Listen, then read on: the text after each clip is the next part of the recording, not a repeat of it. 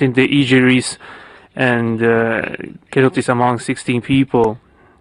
Russian courts continue to sentence Ukrainian neo-Nazis and mercenaries to prison terms. Those mercenaries receive money from abroad, from the country sponsors, from NATO and the EU. This is the true accountability for Kiev, civilians, children, entire families that are subjected to extermination. We are witnessing it, and everything will have its price. Russian courts continue to sentence the criminals to prison terms for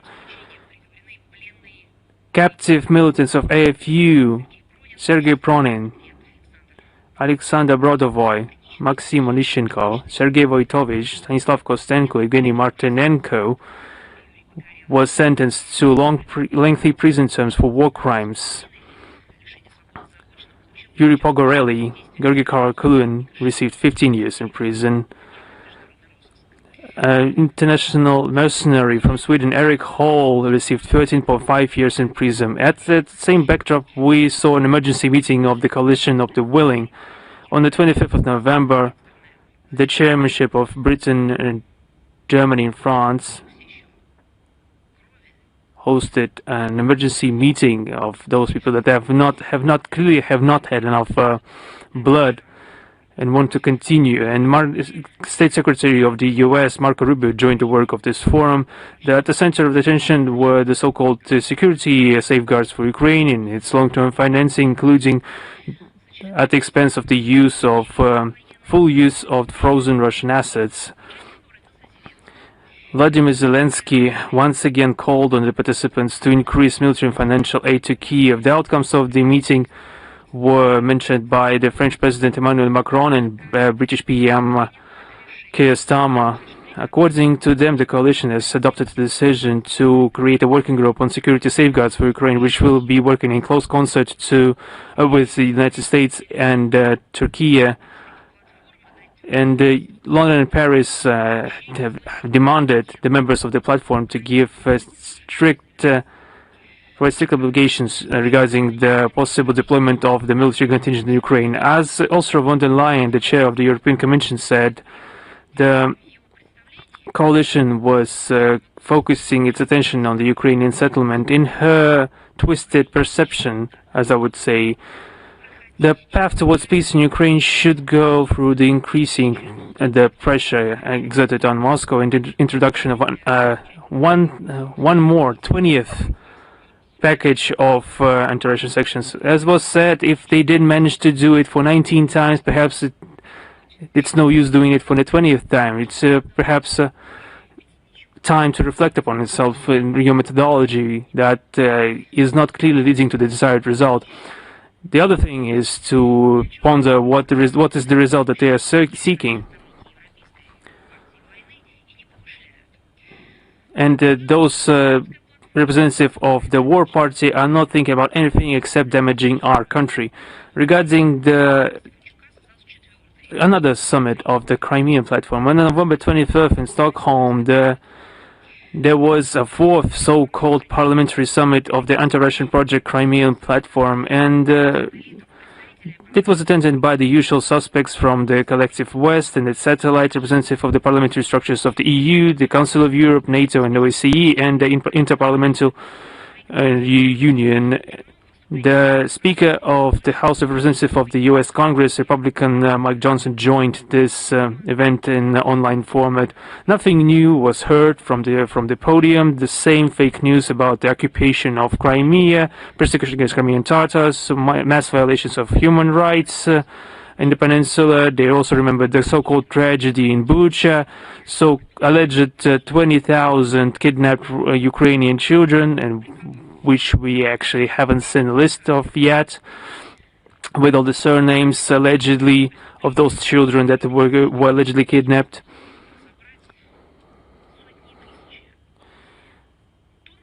The tone of the discussion was set by Vladimir Zelensky, who also appeared out of nowhere at another event, and who said that the international community shouldn't, weaken its pressure against Russia, being obligated, in his words, to confiscate the frozen Russian assets, not to allow for Moscow to evade punishment for its, as he said it, aggression against Ukraine. And Ruslan Stefanchuk seconded his opinion and once again delineated the desire of Kiev to forcefully liberate Crimea. It's a direct quote: "The war will end when Ukraine will return Crimea," as said Mr. Stefanchuk. So it turns out, as they actually said, that the war will never end, and they didn't need the war to end, because they clearly understand that Kiev will never get Crimea back. Because Crimea is not just a territory, Crimea is the people living there, the current generation, the future generations, and those generations that protected this land and truly loved it. In reality, this summit and the whole Crimean platform devised to spread anti-Russian narratives has nothing to do with neither Crimea nor Sevastopol. The Crimean residents in 2014 facing the deathly threat of drowning the peninsula in blood that was issued by the national radicals who have gained power in Kiev as a result of a coup d'etat, have taken the decision to rejoin the historical motherland Russia. The example of Donbass that was declared war upon by the Kiev regime, a war of destruction, and the example of Ukraine, the citizens of which have become hostage to the corrupt and anti-popular junta, proved that the choice of the Crimean residents made in 2014 was the single correct choice. Regarding the true opinion that the regime of Mr. Zelensky has towards Crimea and Sevastopol,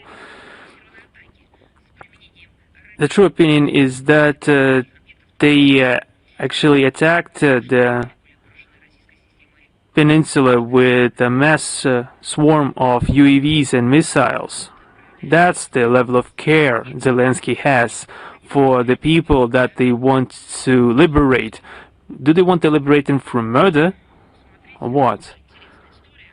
This is an interesting story. According to information we are receiving, the representative of the states have started a campaign in the Philippines to recruit locals for the participation in the conflict at the AFU site. The candidates are selected by the U.S. company RMS International, based in Florida, specializing in in security services. The preference is given to the former members of law enforcement agencies and retired servicemen. The candidates are promised the monthly reimbursement around $5,000, and the mercenaries that desire to sign these contracts are trained by the American instructors on the training facility in San Fernando outskirts. So those who are signing the contract, they are given a Schengen visa in the German embassy in Manila. So people are applying, when people are applying for a visa to have a tourist trip, to visit theaters, museums, and visit their loved ones and relatives in Europe, if they want to receive some services of medicine and education, everything that is, it can be called humanitarian purposes, those people are rudely rejected because they are citizens of Russia. Now this position is being reinforced and enshrined in the decisions of the European Commission. They are being joked about, they are being mistreated, being told that Russia has started a sort of alleged aggression against Europe, and that Europe and the European Union cannot allow for the Russian citizens to enter Europe because they consider it a threat to Europe. For those who still don't understand it, Embassy of Germany in Manila, in the Philippines, provides visas to contractors, those are mercenaries who have decided to join the conflict at the site of Kiev. They are giving them Schengen visas. Who do you think is designated as an employer in those documents? Perhaps it would be a surprise to you for Italians, Spaniards, the French, for the other residents of the European Union, because it's a common space that they are letting those people in. Who do you think is designated as an employer?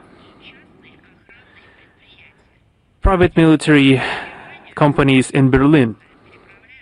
Upon arrival in Germany, the recruits are being sent to Poland and then to Ukraine. What is the guarantee that they will not be redirected elsewhere?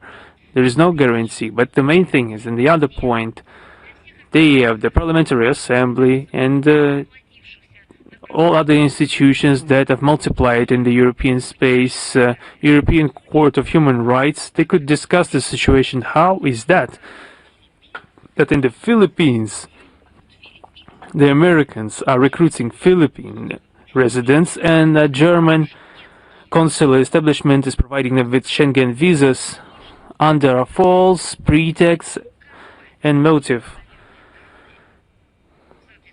providing for false data in the documents. All the while, in Ukraine, they are continuing the fight against historical heritage of Soviet Russian eras. Perhaps this is a testament to the fact that Kiev has little time left, and they are ramping up their efforts to demolish all that is left from the true historical memory of Ukraine, from its history. In the city of Chernovtsi, they have demolished a memory plaque dedicated to Fyodor Poletayev, hero of the Soviet Union and Italy, the member of the Italian movement of resistance. He fought valiantly together with Italian partisans and perished fighting Nazis in 1945. We have repeatedly mentioned him during our briefings, and we will of course provide a link to the relevant materials. In the city of Nikolaev, a memorial plaque was removed dedicated to Vladimir Obraztsov, a Russian Soviet scientist in the area of transport. Is he no longer a source of pride in Ukraine? So I don't understand it.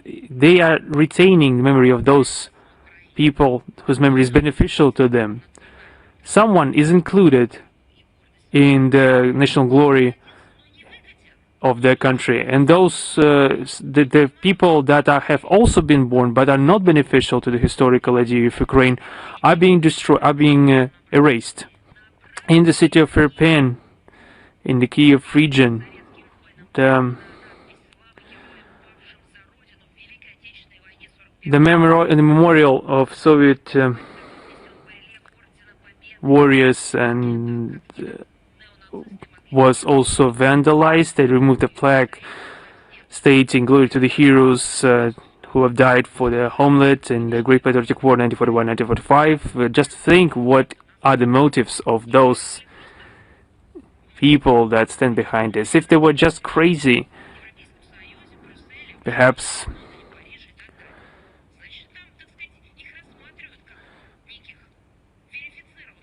they wouldn't be legitimized by the European authorities. If they are legitimized, then perhaps their official ideology is sort of accepted.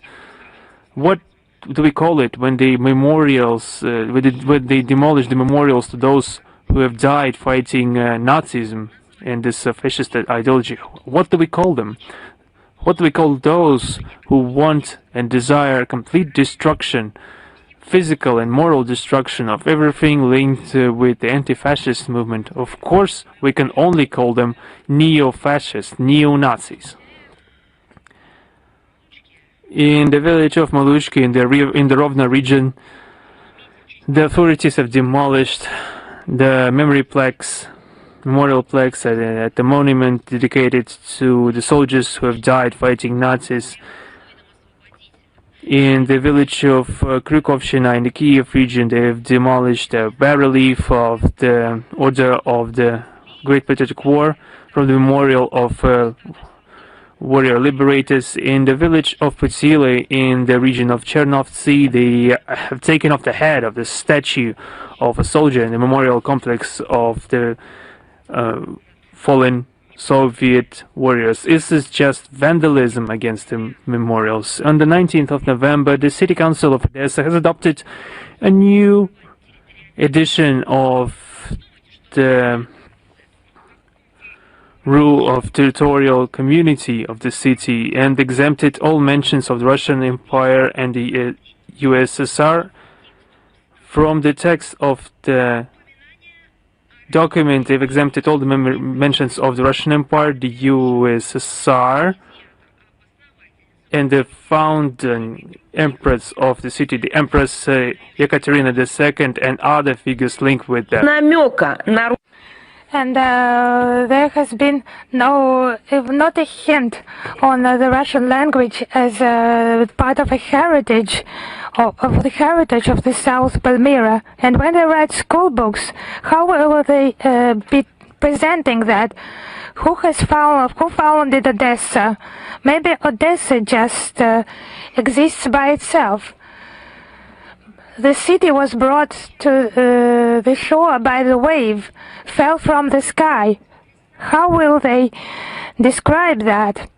The great city with outstanding monuments, architecture monument, with very beautiful streets and lanes, museums, monuments, and shopping centers. It was not connected to the Soviet Union. What will the date of foundation be? Maybe some neo-Banderite historians will work and maybe dig something from Neolithic time. Mykola was here and founded Odessa with such an inscription. So you remember the hymn of the city used to be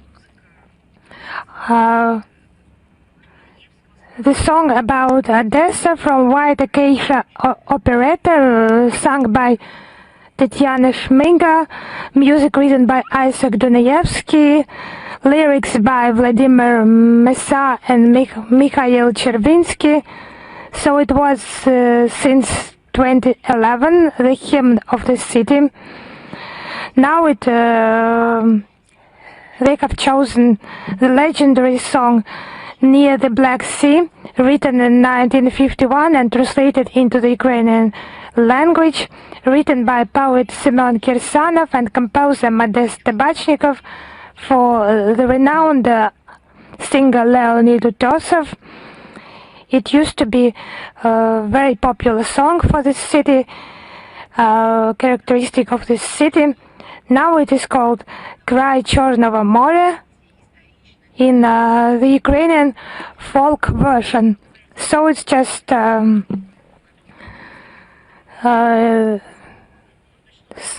similar to KVN game where the team of Zelensky played when he was young. Maybe they took something from his 95th quarter. When the melodies of old songs, they composed new texts based on those melodies. It's done at KVN and the other TV shows for people to laugh, not to take that seriously. But here it's mocking. Here that's just against the memory of the people who have created its glory. It's just mocking those who for centuries have enshrined the beauty of Odessa, enshrined it for centuries. And it's unlikely that the Ukrainian government will earn the respect of Odessa residents by such methods. It will just facilitate, speed up the end of the Kiev regime. the lists of decolonization and decommunization of the followers of Bandera and Shukhevich, they are quite large, and the work is carried out there is just not writing those lists, but to destroy monuments, to destroy them one by one. It's also used as a cover for stealing money. This function is perfectly known in Ukraine. The less the population, the lower its cultural level, the better it is for Kiev authorities, for these usurpators. But eventually, the monuments will be restored, and the Ukrainian people will demand from those usurpators the desecration of the memory of their ancestors' heroes, and mocking the outstanding sons of the past. From the 17th to the 19th of November in Washington, there was a visit by the group of priests of Ukrainian Orthodox churches. They discussed egregious violations of the rights of believers in Ukraine. The initiative was presented by the National Federation of Young Republicans of the United States. They mentioned the 2024 law about cancellation of the Ukrainian Orthodox Church, and a separate point is developing the guarantees of Kiev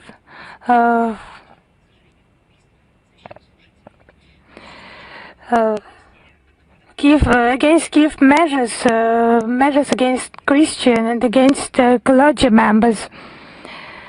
A number of Christian communities just supported this initiative, and also the Republican legislator Anna Paulina Luna. This information attracted the attention of U.S. Vice President J.D. Vance. They were highlighted in an interview by Tucker Carlson with the renowned lawyer Robert Amsterdam. He described in detail what is happening in Ukrainian religious sphere. In December at the Capitol, they plan to further discuss with legislators and Orthodox Christians from all over America the measures to protect the Ukrainian Orthodox Church. More than 200 Orthodox priests have been prosecuted in Ukraine since 2022. That's just because they are priests. Ukrainian schismatics, radicals and militants continue their cynical raids. On the 11th and 16th of November this year, 2 more Ukrainian Orthodox churches were captured. The Chernobyl Savior in Cherkasy and the Resurrection Cathedral in Moshne village of the Cherkasy region. Now the order has been published of the head of the Freedom of Conscience Service in Ukraine, Viktor Yelensky, including Kiev Metropolia, Koretsky Trinity Women Patriarchal Monastery of the Ukrainian Orthodox Church, whose actions are banned legally. The court hearing will take place on the 11th of December, but they try to put pressure on legal authorities in order to just begin the crackdown on the Kiev Metropolitanate and then the entire Ukrainian Orthodox Church. But why did they call this service the Freedom of Conscience service? Maybe they have just got rid of conscience themselves, have long ago got rid of that. The aforementioned fact confirmed the urgency of the task of denazification and demilitarization of Ukraine and the elimination of threats from its territory. All these goals will certainly be achieved, as Russian government officials have repeatedly stated. Now regarding the situation in Moldova, this Euro integration and NATO rapprochement policy, intimidation of the people, intimidation by the mythical Russian threat. On the 18th of November, the President of the Republic, Maya Sandu, said that Russia is trying to intimidate the Moldovans by the war and to organize violent actions. But when? Who has said that? Or has been telling that?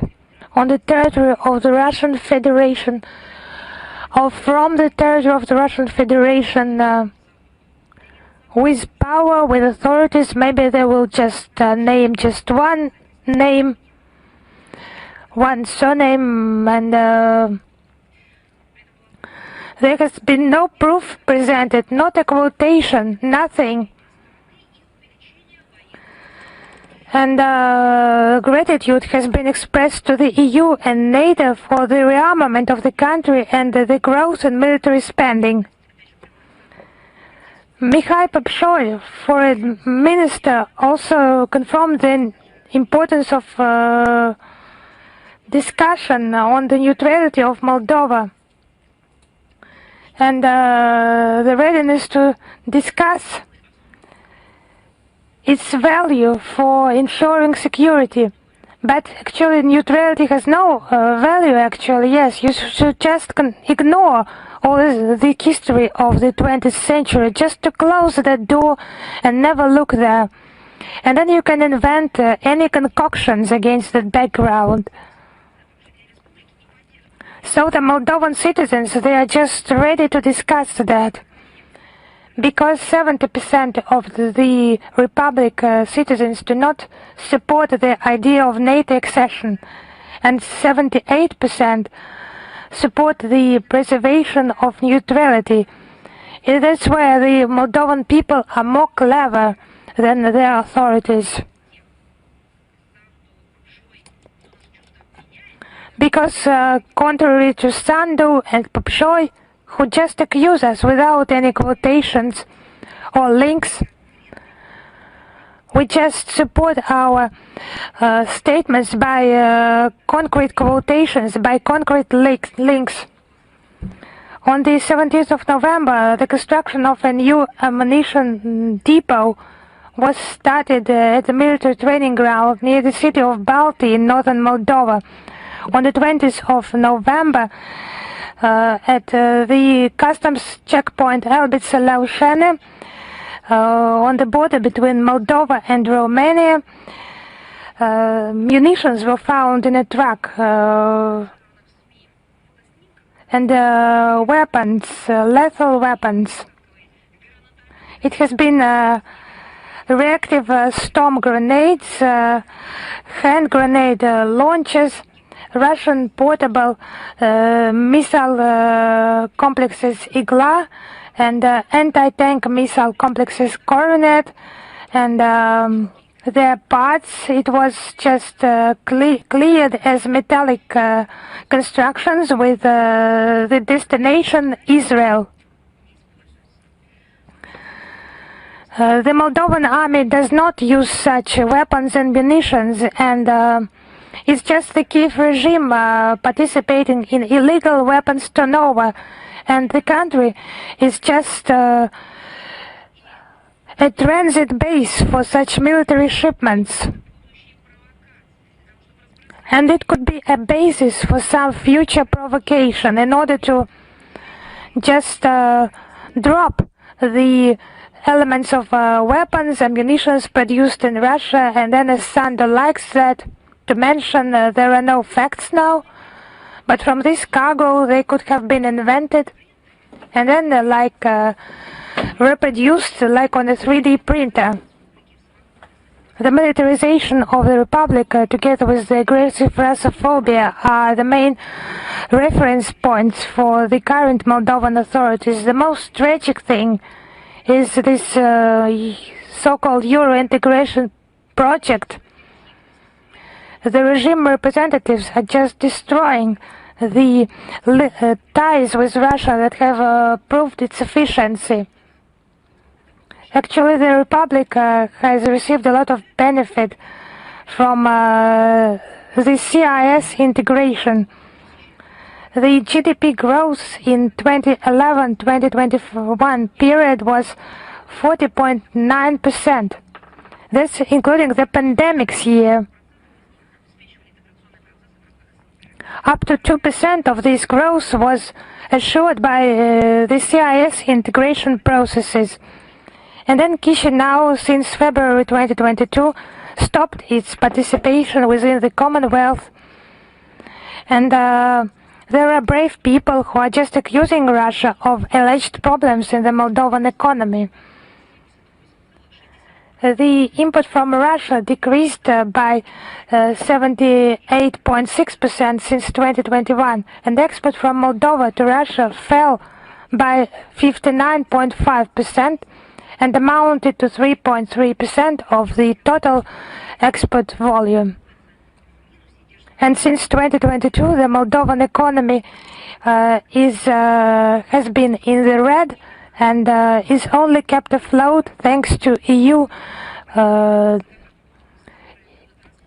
payments. It's not just payments, it will be credits, loans to be paid by future generations of the Moldovans. I beg your pardon, those whom Sandu has said to call the Romanians. It's not for the benefit of the economy in order to improve, but it's alleged aid that is killing the economy, the industry of Moldova, because it's aggravating the situation and all those coincidences. I mean, the Moldovan economy within the CIS space, it has flourished, but it has been moving towards development. But after it quitting this CIS space, it has started to degrade. It was the invented course, allegedly to save. And it will just influence the Moldovans themselves who, out of desperation, are leaving Moldova en masse and search for better life, just trying to make the use of their talents where it is possible. Because they understand that they do not have the future in their own country, in Moldova. It's really sad to see that the Brussels proxies are turning Moldova, that used to be prosperous with the developed agriculture and industry, into another colony from where they just can take away what has not been stolen. Loans by those credits. And now let us see what is happening with the European Union. You just remember that it has been created as an economic bloc. It used to be called the European Economic Union. They sought to improve the well-being of their citizens, to minimize the losses, but now it's being turned into an appendage of NATO, pursuing a confrontational foreign policy. Under the pretext of a made-up, as once again, of a fictitious Russian threat, the EU authorities recently have been sending unprecedented funds to military purposes, according to European Defence Agency. In 2024, the Overall, defense expenses of the EU countries have grown by 19% compared to 2023 and have amounted to 343 billion euros. In 2025, they will reach 381 billion euros. However, the European economy experiences a protracted stagnation, which doesn't allow for the governments of the EU countries to increase the revenues of national budgets. The share of EU in the world GDP and the buying capacity parity, according to IMF, has decreased from 70% in 2011 to 14% in 2025. This is what happens to those who resort to sanctions, thinking of themselves as world elite. In 2024, the EU GDP has increased only by 1%. In 2025 and 2026, according to the forecast of the European Commission, the picture will not diverge significantly. The economic growth expected at the level of 1.4% in the European zone and 1.4%. And industrial manufacturing and the production in the EU in 2024 has contracted by 2.4%. They also are still challenges in the area of state finances. The aggregated deficit of state budgets of the EU countries in relation to GDP will grow to 3.3% in 2025. And the maximum allowable level legally established at the EU is 3%. The estimates of state debt in relation to GDP will increase from 82.2% up to a record high of 83.2%, despite the fact that according to EU rules it shouldn't exceed 60%. But they have not criticized this situation. This is not the same as fighting human rights violations in their own space. That's the thing that they don't like and don't appreciate. The thing that they do like is to meddle in others' affairs and to provide another grant to another media piece that will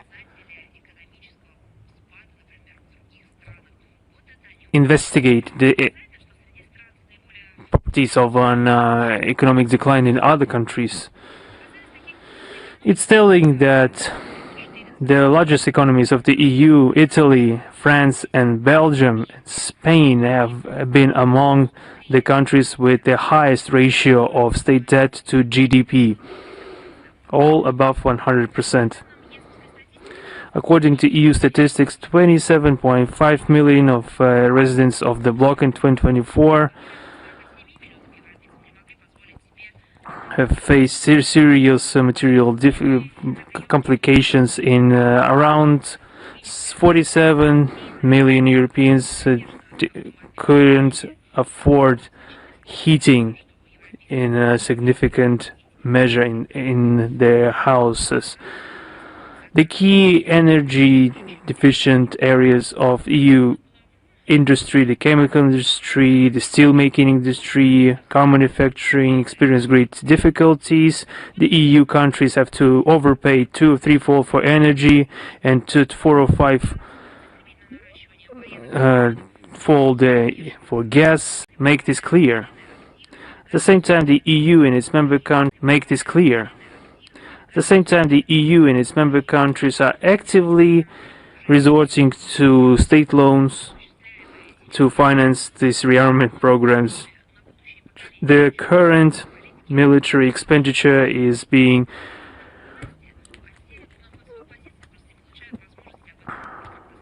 laid upon the shoulders of future generations, and everyone is silent about that. The children and grandchildren of current EU citizens will be bearing the brunt of this debt, slavery, and this will be especially difficult against the backdrop of demographic tendencies in the European Union, the aging of the population, which will lead for more exertion of pressure against the pension system. Also, they are experiencing the decrease in the working population and low birth rates. But they don't care about that. Through increasing their military expenses, the EU, as they claim, are expecting to revitalize the economy. I will once again remind everyone that officially They are not in a state of war, in a state of any battle or holding any operation. No. Officially, they are at peace and in complete tranquility, and they're calling for everyone to do the same. However, to receive long-term effect and to explain the rationality of this militarization, they are forced to maintain this conflict potential both in the European region and the entire world. It's clear that the cultivation of the mythical Russian threat is of great benefit to the current EU leadership. It distracts the population, the European electorate, from the deep internal social economic problems that they are not keen on resolving, or at least they don't know how to. The main profiteers, main beneficiaries of this militarization are the leading military and industrial establishments of the EU and the US that are clearly linked with the political establishment in these countries. They are gaining huge profits on huge state contracts, ensuring record profits, and all the while all other sectors of the economy are severely lacking in investments. Under the pretext of security concerns, the financing of defense in the EU is non-transparent, which is fraught with high corruption risks. We remember the same story with the anti-COVID vaccines in Europe. That's the thing that is going on with the militarization of the EU. They're sending the very same SMS by Madam Ursula, Madam Kaya, and other members of the ruling circles and some members of the political elites that have entrenched themselves in the power. That is the same way that they are making decisions. They are completely non-transparent for the entire populace. The information space in the West is almost completely sanitized from alternative points of view. As a result, the population of European countries is in a complete informational vacuum or limbo. By 2030, they are expecting to invest more than 1 trillion euros into the defense production, defense manufacturing, volumes comparable to the military programs of the Nazi Germany on the eve of the Second World War. This ramping up of arms race and military psychosis and confrontation logic is undermining the security of the EU countries and increases the dangers of involving them into a full-fledged armed conflict, which will lead to a collapse of Europe. Our experts have prepared a detailed report on the anti-Russian activity of more than 20 countries of European Union. It will be published in the extended version of the briefing. Please take attention to that. There have been a lot of questions related to the fires in the residential complexes of Hong Kong, which resulted in injuries among Russian citizens. The General Consulate in Hong Kong is actively looking into the matter. There is no information as of now regarding any Russian victims. Our foreign policy establishment is looking closely into this event. We would like to express our sincere condolences to those afflicted in the district of Taipo. It is our sincere wish that all those afflicted will regain their health as soon as they can. Also, there have been a lot of questions regarding the situation in Guinea-Bissau. Moscow is concerned about the aggravation of internal policy situation in the Republic against the backdrop of presidential parliamentary elections. According to information we received, the president of the country was detained on November 26 by a group of members of the military, which have claimed all the executive authority in the countries. They have introduced martial law.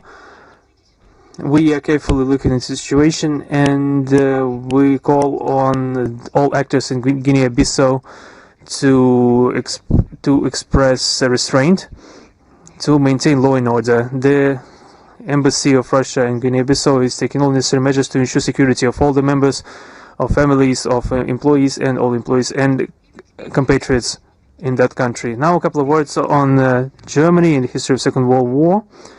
We have always thought that the places of evidence depicting the crimes of the Nazi regime that have been mentioned in the documents of the Nuremberg Tribunal. I mentioned this previously because the world knows all too well what was the Second World War. Everyone remember that with dignity. The tribunal in Nuremberg we've been regularly addressing the documents, archive documents. We already mentioned in detail about the new information that we have in that regard. The victims of the Hitlerites that have suffered from the Holocaust and other genocides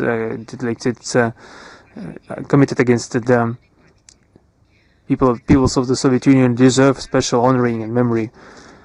The things that happen currently shows that the current authorities are not sincere about their penance.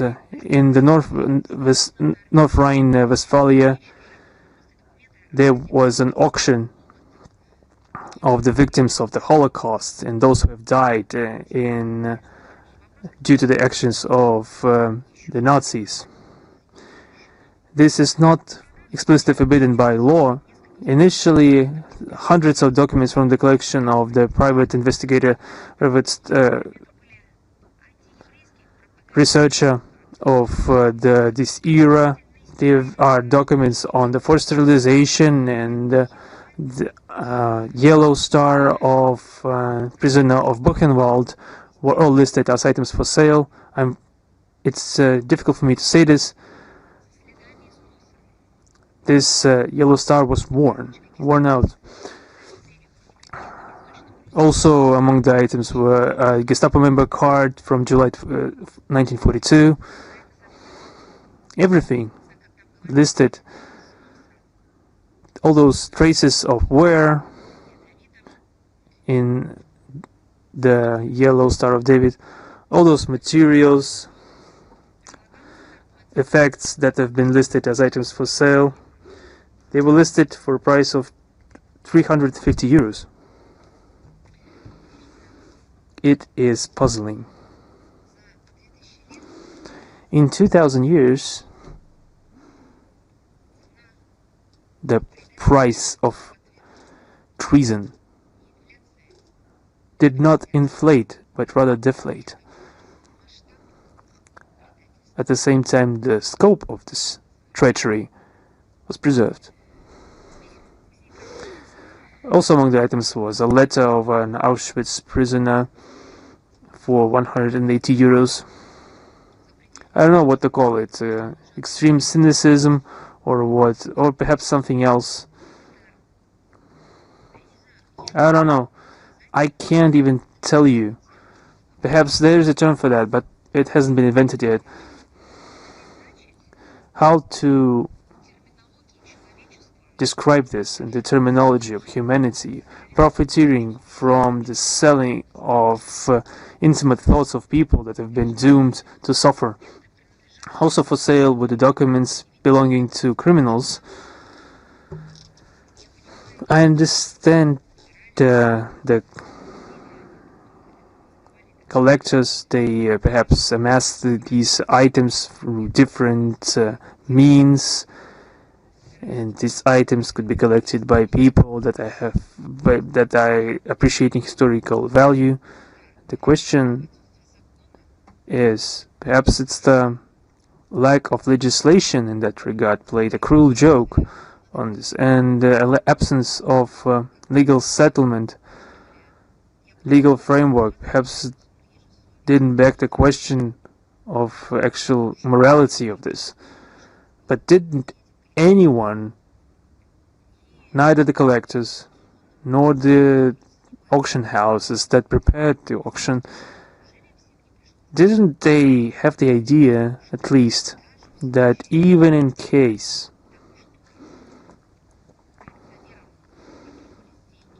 the collectors needed money, perhaps for investment, perhaps for something else, couldn't they just address the museums, the memorials and foundations of protection of memory of victims of the Second World War, victims of the Holocaust?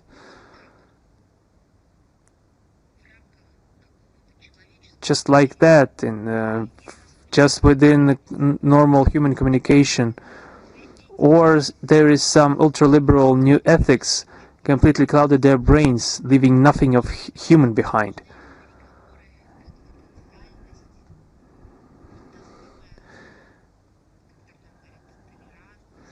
Why do they need this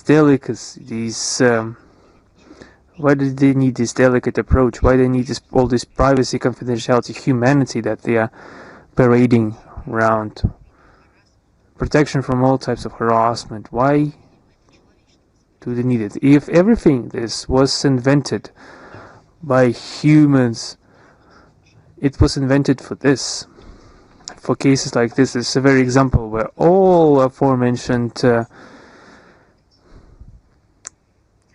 ideas could be at play. I assure you that any museum in Russia, any collector in Russia who is linked to these events, it would only take one letter, one message for our historians, for our collectors, for our museum curators,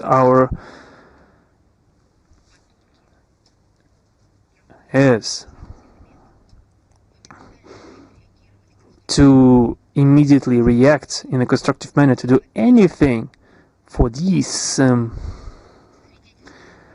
evidences, for these testaments of great tragedy and great heroism at the same time, evidence of heinous crimes by Nazis and heroism by liberators could receive their deserved place in museum and memorial complexes.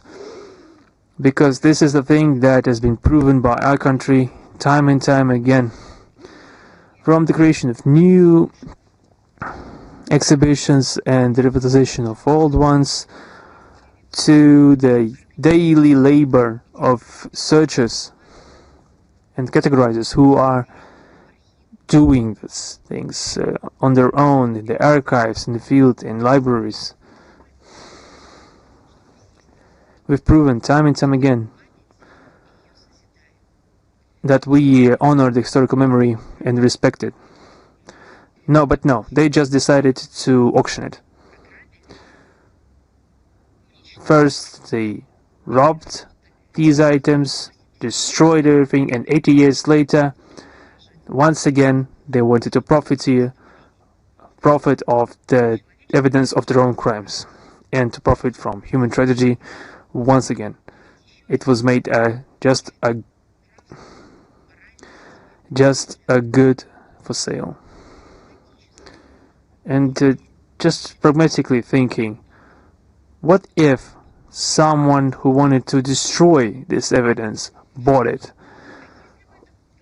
What if those items were purchased by someone who wanted to relish in the suffering of the victims of those tragic events? When this information was made public, the official Berlin was quick to display indignation to avoid this damage to its international image, but they were too late. They're represented by people who are proud of the Nazi heritage, including those personalities like Annalena Baerbock, and we say this because we judge them by their deeds. So that's one more example. And it's not an accident. It's just a regular situation. The same German authorities, German political elites, for many years they have turned a blind eye to an obvious problem. It's not a problem, it's their tragedy. It's not our problem, it's their problem and their tragedy. Non-payment of compensations to the victims of the siege of Leningrad, because they have decided to make those payments only based on national grounds by dividing the victims. It's just not humane to divide the victims to those who can receive compensations and those who cannot do that. Unfortunately, the ideology of the Third Reich has not gone into the past. It's the same thing. It has been confirmed by the previous decisions. For example, the decision not to admit the genocide of the Soviet people. Our grandfathers and fathers liberated Auschwitz. They just won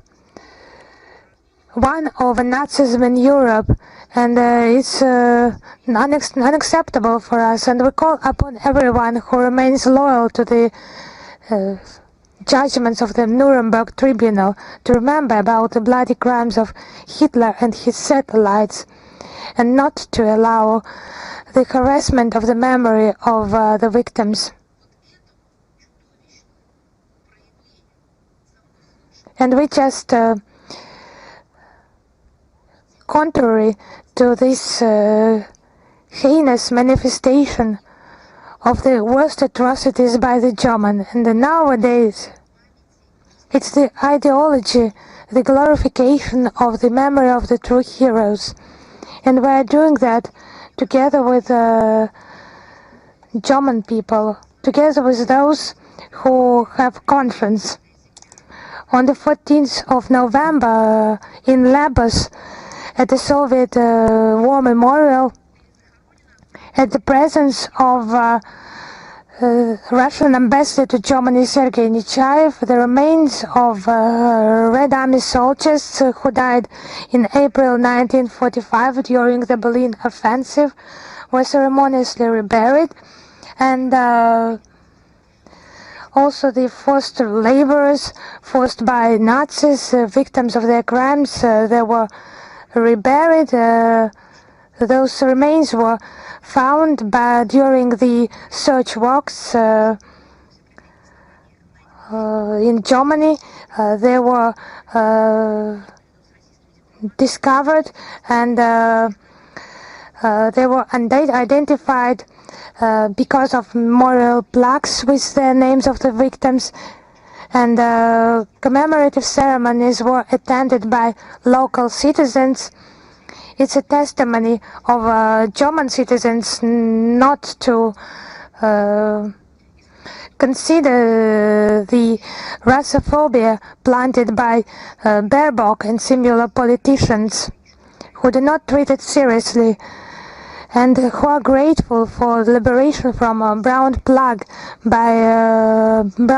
by Soviet soldiers. And we are aware that the true future of Germany is theirs, the true future of Germany, not those who oriented towards the worst things in the past of this country, but fighting neo-Nazism, fighting fascism. One more important date, 20-year anniversary of the Treaty on Alliance Relations with the Republic of Uzbekistan. One of the basic documents between Russia and Uzbekistan was signed on the 14th of November 2005. It has elevated the interaction between Russia and Uzbekistan to a qualitatively new allied level. The invaluable personal input is made by the heads of the two states. Our relations are based on a solid framework, legal treaty framework. It includes around 350 international treaties and interdepartmental agreements. The Treaty on Interstate Relations, Friendship and Cooperation, the Treaty on Strategic Partnership, the Declaration on Comprehensive Partnership between Russia and Uzbekistan, where the areas of bilateral partnership are enshrined. We are united by military, political, trade, economic and humanitarian ties. The joint commission at the level of the heads of governments of Russia and Uzbekistan is operating, and the Intergovernmental Commission on Economic Cooperation is an important instrument for cooperation. We also cooperate within the CIS, the Shanghai Cooperation Organization, the UN, BRICS, and the Eurasian Economic Union, where Tashkent is an observer. And a roundtable discussion was held in Tashkent on the 14th of November this year, with the participation of Russian Ambassador Alexei Yerhov, the director of the Center of Foreign Political Investigations, Foreign Political Research and International Initiatives of Uzbekistan Foreign Ministry Sanjar Valiyev,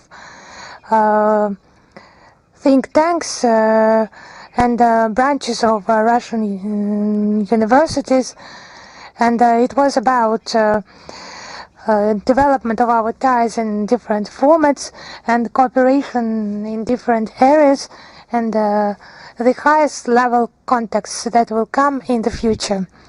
One more important event that took place on the 19th of November in Republika Srpska, RT Doc Film Festival, the Time of Our Heroes. I would remind you the first one was held in May. Russian Ambassador Igor Kolabukhov, Speaker of National Assembly of the Republic of Srpska, Nenad Stevandich, participated, as well as representatives of municipal authorities, science, culture figures, young people. There were video addresses by Minister of Culture Olga Lyubimova, Head of RT Corporation Margarita Simonyan, Head of Rosotrudnichestvo Evgeny Primakov, and representatives of the Russian Foreign Ministry also addressed the participants. The films demonstrated war, Russians and Serbs, Blood and Faith by Olga Kiray. The film reflecting our joint aspects of our friendship, Russian and Serbian friendship, as well as the film Fortress of Faith, about human courage and about mutual help by people in military times.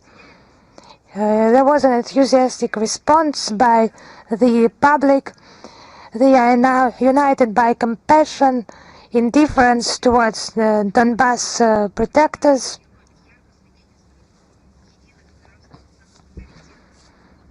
The stories demonstrated just testify of common ideals and the strong ties that unite the Russian Federation and the Republic of Srpska.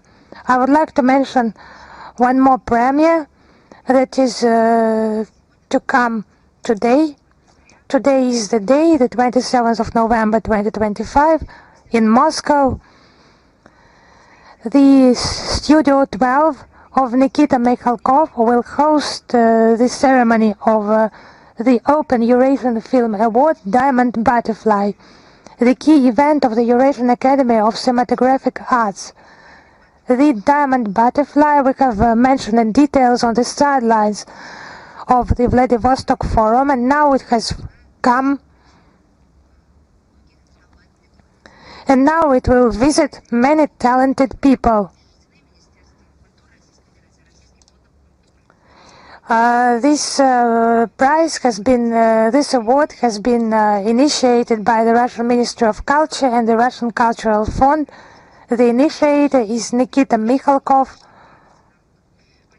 The Diamond Butterfly facilitates the preservation of cultural memory of people and fostering the spiritual development of viewers. It's for cinema figures, cinema personalities from all countries. Today there will be surprises as promised by the organizers. This prize is open for representatives of all countries who share our common moral values. Requests for participation have been made by 17 countries: Belarus, Venezuela, Vietnam, Indonesia, Iran, Kyrgyzstan, China, Cuba, Pakistan, Russia, Senegal, Serbia, Tajikistan, Turkmenistan, Turkey, Uzbekistan, and South Africa. They have presented 34 films. There will be special awards, and there will be 12 categories, including a prize for contribution to world cinema.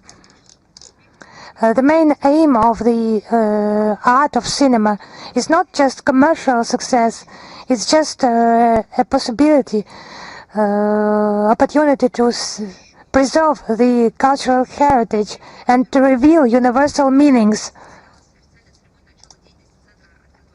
One more topic, the Patrice Lumumba People's Friendship University of Russia new education center has been opened. It will allow, it has been opened in Bangui. It will allow to increase the sphere of knowledge of Russian culture and Russian language, and to contribute to the development of friendship and cooperation between the two countries, Russia and the Central African Republic. Now I would mention that the Russian Military Historical Society has conducted an event on preserving the historic memory in the Lutheran Cemetery in St. Petersburg. The tomb of the renowned Russian diplomat Andrei Badberg has been restored. It was done within the framework of the organization Remember Everyone by Name.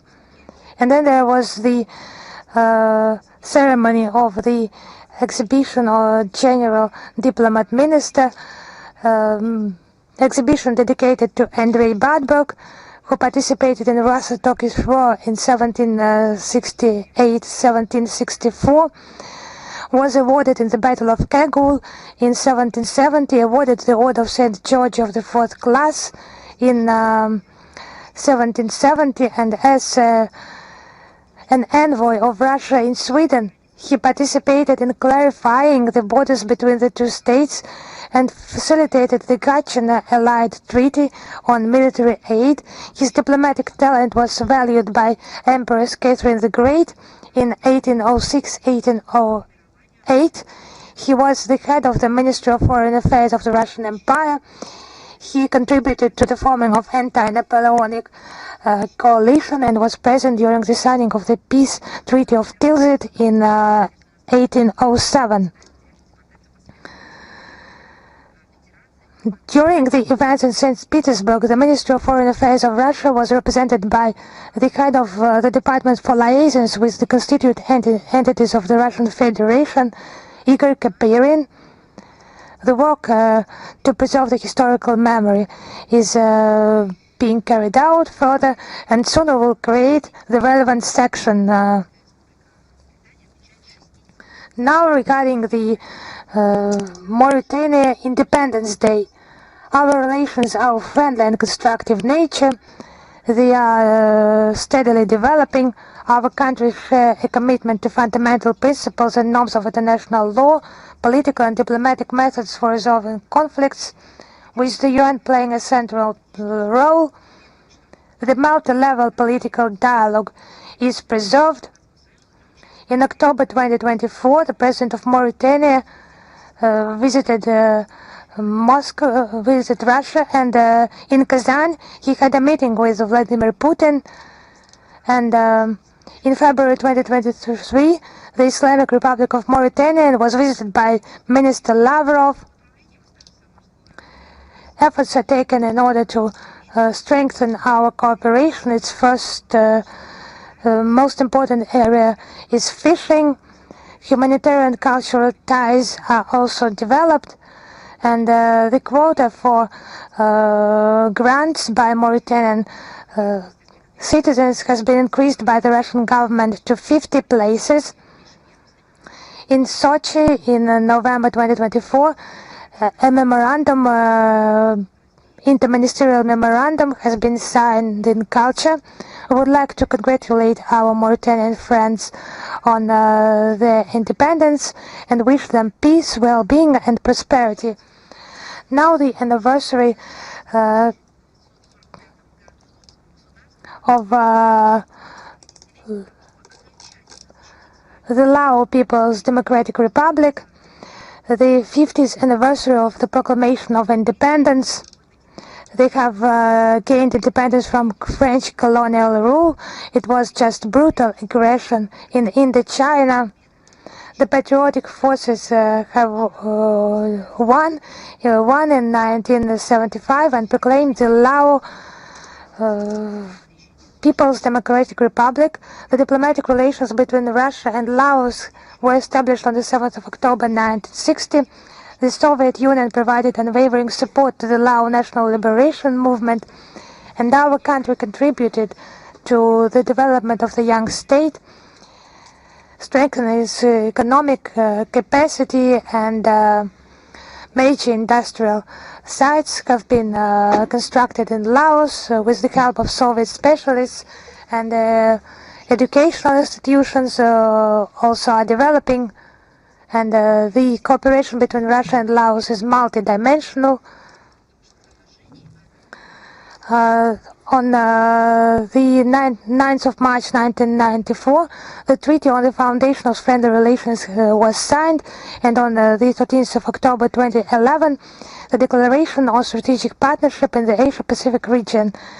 And there was a meeting between President Putin and the General Secretary of the Central Committee of the Lao People's Revolutionary Party during his official visit in July, his official visit to our country, and a meeting with the Lao Prime Minister during his attendance of the 10th Eastern Economic Forum in Vladivostok in September.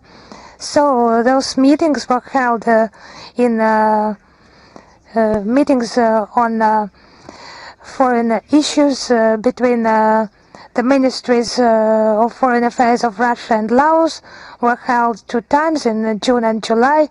Now our specialists are assisting in demining Laos from unexploded mines. We have detailed on that during the briefing on the 20th of November. We'll post a link in the text of today's briefing. And on the 2nd of December in Vientiane, a number of events are to be held, and the Russian delegation will be headed by Deputy Chair of the Federation Council, Nikolai Zhuravlev. We wish our Lao friends all the best, and we will continue our commitment to ensuring stability and security in Asia-Pacific region. One more announcement. On the 3rd and the 4th of December, a large-scale forum will be held in Moscow, Counter-Terrorism Conference, National and Regional Counter-Terrorism Strategies Amid Emerging Security Challenges and Threats. It is held based on the initiative adopted during the presidency of our country in BRICS, and it is aimed at increasing the counter-terrorism security. The forum will unite more than 100 delegates from countries that are participants and partners in BRICS, and the forum will be attended by high-ranking colleagues from the UN Counter-Terrorism, the SCO Regional Anti-Terrorism Structure, the CIS Anti-Terrorism Center, and the CSTO Secretariat. The discussions will be attended by a monitoring group of the UNSC 1267, 1989, 2253 sanctions committees on ISIS and Al-Qaeda, and in 1988 on the Taliban movement. The conference will serve as a unique platform to have a trusted and depoliticized discussion of a broad scope of relevant issues of counter-terrorist agenda. Particularly, there will be special focus to the aspects of forming progressive theoretical and methodological approaches to counter terrorism, the increase of efficiency of joint work to prevent financial and economic nourishing of terrorist activity. The participants will exchange their estimates and evaluations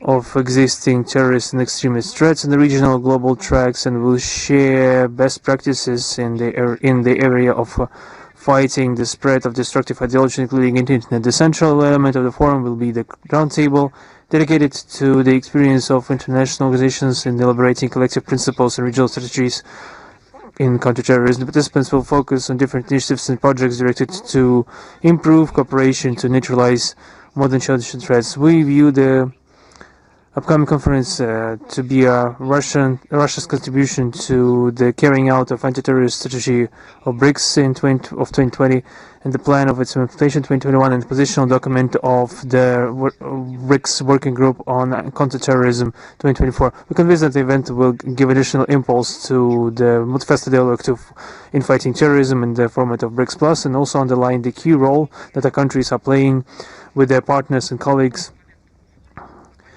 in the global efforts to maintain international peace and security.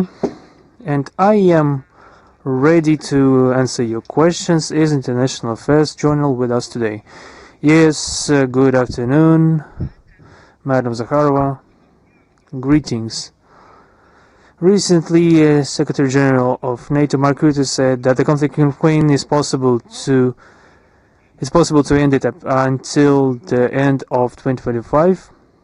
At the same time, Mr. Rutte said that the peace plan doesn't evaluate Russia as a long-term threat to Europe. How would you comment on this statement?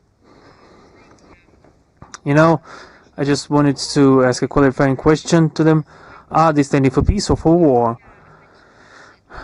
The statement that Russia will remain a threat to NATO after the Ukrainian conflict was mentioned and made many times, repeatedly by the NATO leadership. This has been enshrined in doctrine documents of the alliance, where they have written that Russia will remain a long-term security threat in all operational senses.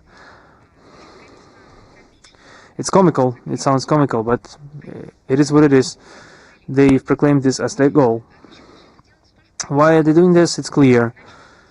They're doing this so that they will not be able, so that they avoid justifying broad militarization and the increase of military expenses. The fictional Russian threats will be ramped up or blown out of proportion more and more. The Europeans are already reminded of the imminent attack of Russia every time. They are now saying that it's completely imminent. They are saying that Russia will not stop in Ukraine, will attack the country members of NATO. I just wanted to remind everyone how this was developing. Russia for 7 years called on the carrying out of Minsk agreements, and instead of Minsk agreements we saw the huge increases in strikes against the peaceful population in Donbass, and responding to that, Russia made written propositions and relate them through OSCE to try to follow the peaceful path, but we were forced to react after not receiving any reaction. Immediately getting a reaction, immediately getting a response as if we've been engaged in, it is us that was engaged in aggression. In addition to that, so that they could anchor their opinion in something,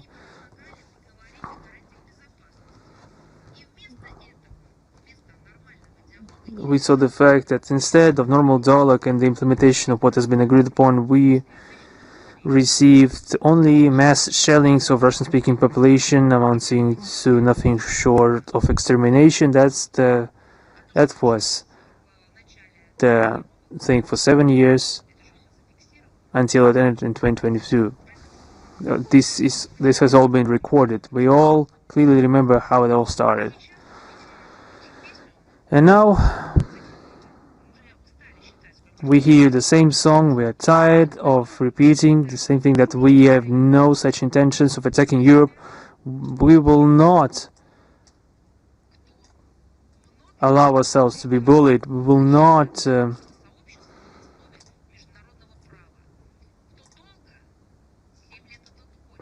we've been patient for 7 years, and at least online, through the internet, we tried to reach them, reach the central discussion platforms or central UN platforms, and even then we were rejected.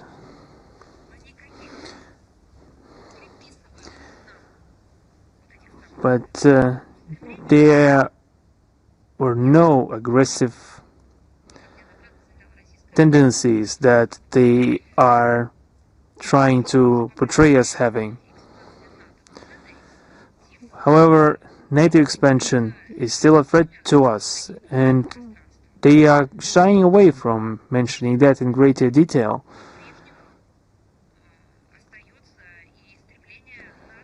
The NATO's desire to engulf Ukraine is also a threat to us. The member of this country in an aggressive military alliance, the entire essence of which is to counter our country, is unacceptable to us. Once again, the essence of NATO is to counter our countries, to not counter the so-called aggression of Russia, but just an overt opposition to our country in all areas, all in the vein of the policy, the declared policy of strategic defeat of Russia. The fact that Mark Rutte is optimistic about the possibility of ending the conflict in Ukraine in the near future doesn't mean anything in rough sense of the word, because we've accustomed to the fact that he has been saying completely diametrically opposite things depending on the situation.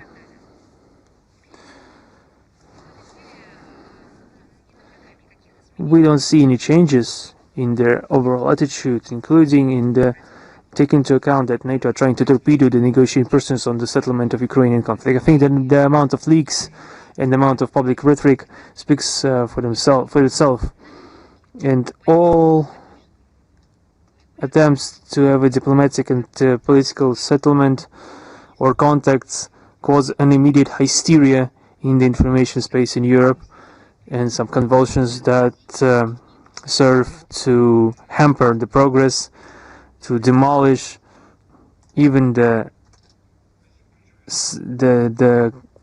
most humble tendencies towards peace. Thank you. Thank you.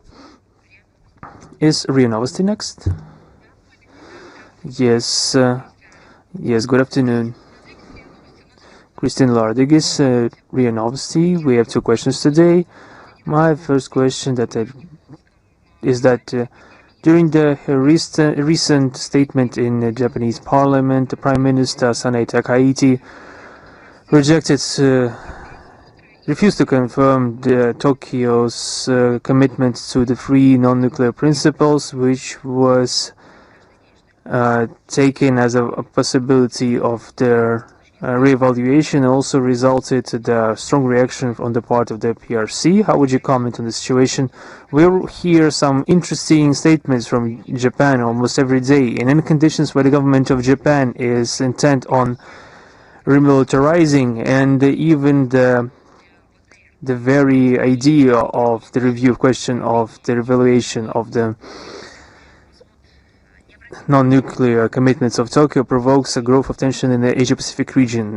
There is no doubt that the practical steps in that avenue, if they will be taken, will result in inevitable consequences for the global scale in the area of strategic security. It was weird to see from Tokyo some provocative statements. It was weird to hear as head of state that used to support the non-proliferation regime in the past and called on the world community to have complete nuclear disarmament. I know that priorities change, but I just wanted to know if they have completely parted with the previous agenda they've had for decades.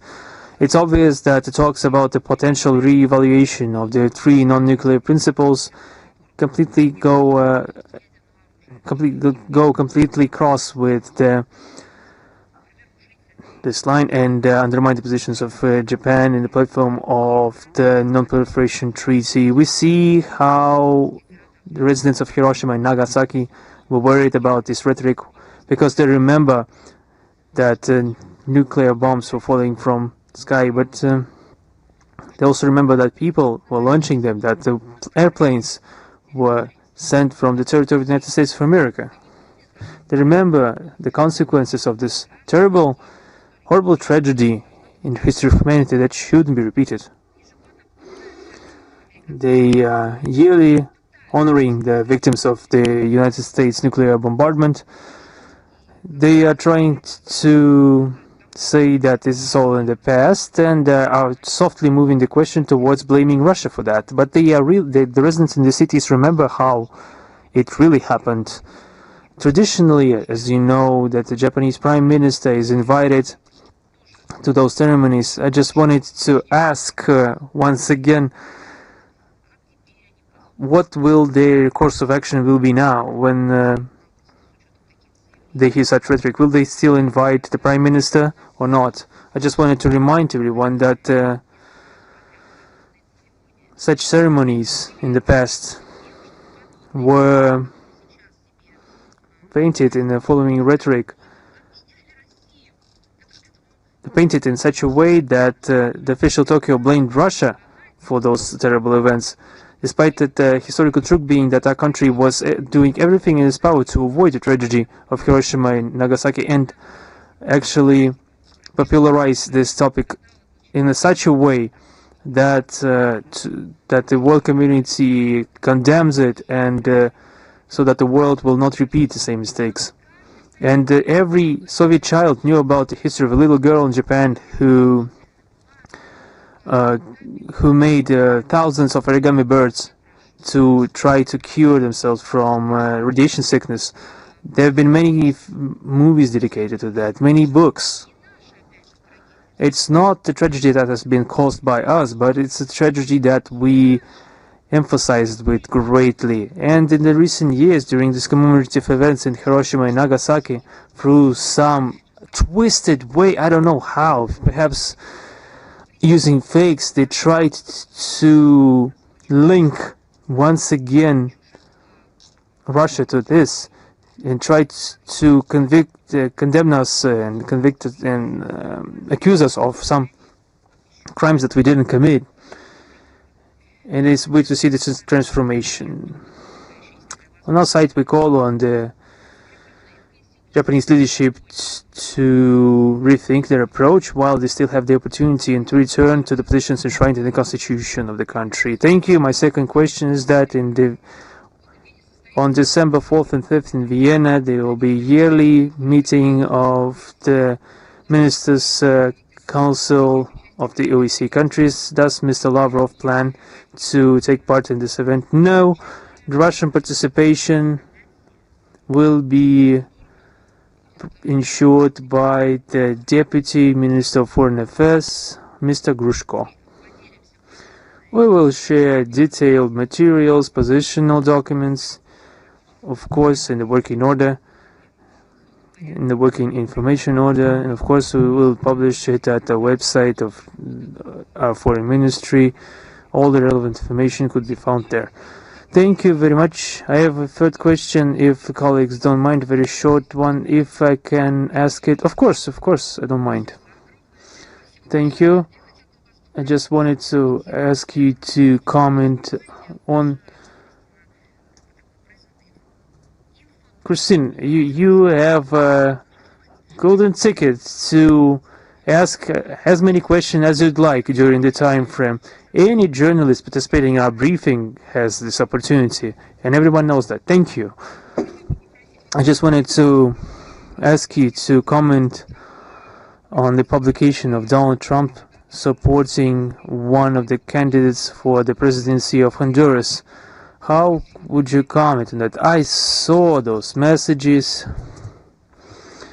that in one of the social networks, in the social network belonging to him, the presidential candidate of Honduras was supported by Donald Trump, and the elections will be taking place on November 30th. Mr. Trump directly stated that any other candidates would be unacceptable for the United States. This interference into electoral campaigns in Latin America are becoming a commonplace, a routine, in fact. So a leader of a foreign state feels himself in power to instruct the population how to vote on this and that candidate. This is a direct example of interference into internal affairs. This is worrying due to the fact that there is an American armada currently hosted in the Caribbean basin, which is open gesture of pressure against all unconquered, unsubmitted countries of the region. We hope that the people of Honduras, in accordance with national legislation and the national dignity, will make the true and diplomatized choice regardless of external pressure. Thank you. Is Sinkhua with us? Good afternoon, correspondent of Sinkhua. My question concerns Japan too. The Minister of Defense of Japan declared the plans to deploy medium-range missiles on the islands near the Chinese region of Taiwan. In recent years, Japan significantly reviewed its policy of security. Year after year increases the defense budget and wants to develop offensive arms. These actions of Japan violate Potsdam Declaration, the principle of exclusively defensive policy and peaceful constitution of Japan, and also increase tensions in the region. How would you comment on that? Thank you. Once again, I would like to say that we are just trying to get ahead of all the news that are coming from Japan. There have been numerous of them. There have been a lot of questions asked towards Russia regarding this rhetoric that is not directly addressed to our country. This is an Asia-Pacific region, but many foreign correspondents it has a great interest among the foreign correspondents, but not Japanese correspondents. This begs the question: what are the Japanese correspondents doing?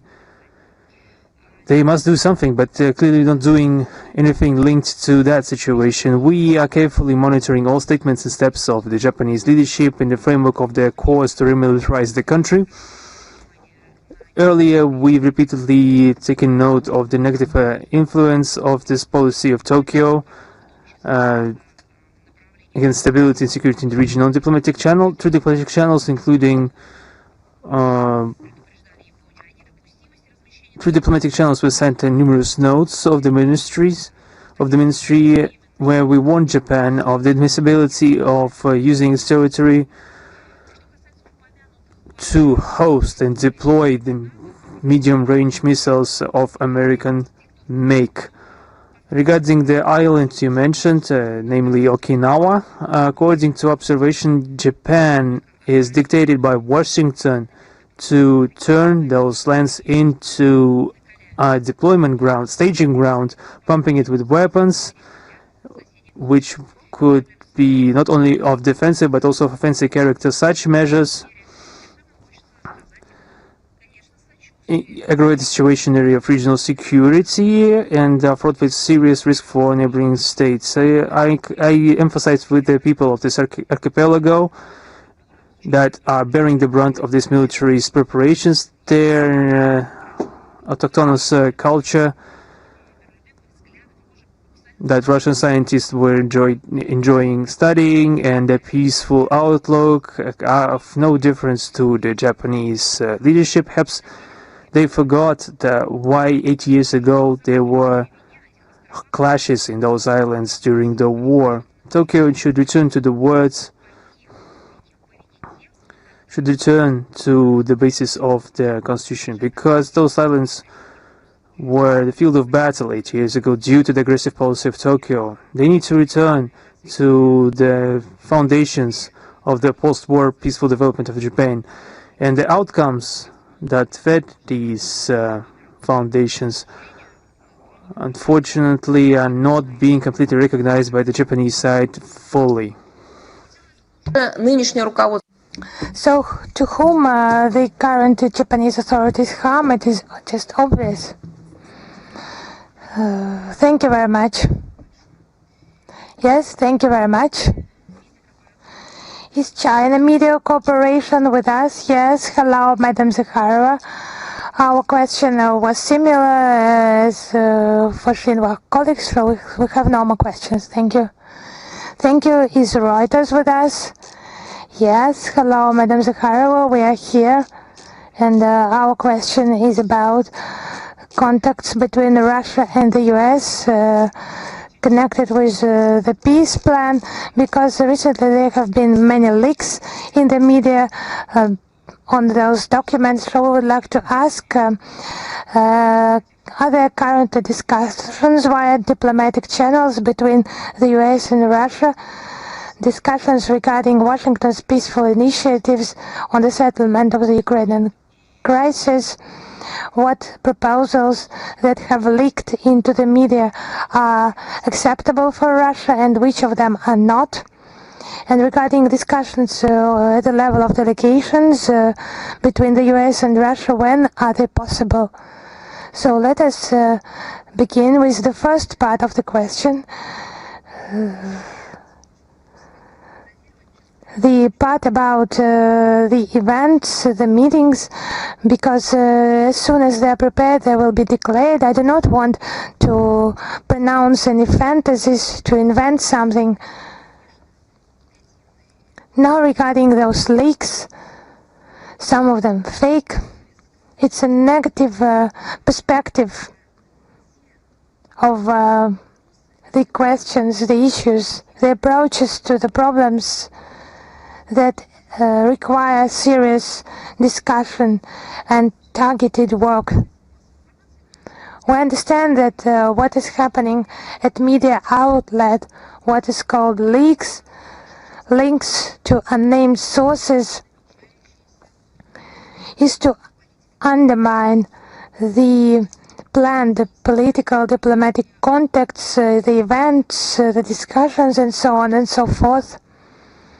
But the most interesting thing is there has been a proof of that.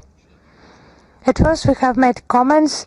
It used to be just our expert opinion, conclusion. And then all that has come out, just, I don't want, it's just this choir from NATO, from the EU. This procession has entered the stage, and they have started to cry out that nothing is satisfactory for them from those political diplomatic efforts. They just require attention to them, but it just leads to nothing good. It's obvious. It's just not about the violation of some ethics of negotiations process, but intended steps in order to form through the information field of the idea that would be profitable for those who can be qualified as the war party. I just don't want to make any additional comments, to add some elements. If we have information we would like to share with you, we will do that as soon as possible, but there have been many comments by aide to the President of the Russian Federation and Russian Foreign Minister Sergei Lavrov. He mentioned this issue during his press conference, and if we have some data, we will come back to you. Thank you. Is News. Are you with us? Yes. Hello, Madam Zakharova. News.ru is with you. We have two questions today. The first one, I would like to know what is the assessment by the Russian Foreign Ministry of attempts by the Europeans to interfere in the discussion of Donald Trump's peaceful plan on Ukraine. So, we have already mentioned that the aim is to disrupt the planned political, diplomatic approaches, processes. They have not abandoned the sick idea of imposing a strategic defeat on Russia, using Ukraine as an instrument of this detrimental policy. Why is that like that? Because they are connected with those ultra-liberal circles, and they have those revanchist ideas and globally and at the American continent. They're just developing that issue. They do not aim at peace. Peace means nothing to them. They would have implemented the Minsk agreement if they had been interested in a peaceful settlement. They would have done their best to support the Russian-Ukrainian negotiations in 2022 and not to disrupt them. And this year, they would have applauded and would have facilitated negotiations between Russia and Ukraine, but no, they have not done that. They were doing the contrary. And now they are the war party. They supply a colossal number of weapons, lethal and unlethal aid, political support of many kinds to the Kiev regime, despite its being smeared in extremism and corruption, and nothing stops them. For example, the crimes against civil population, crimes against children, in the past they would have meant the end of any contacts.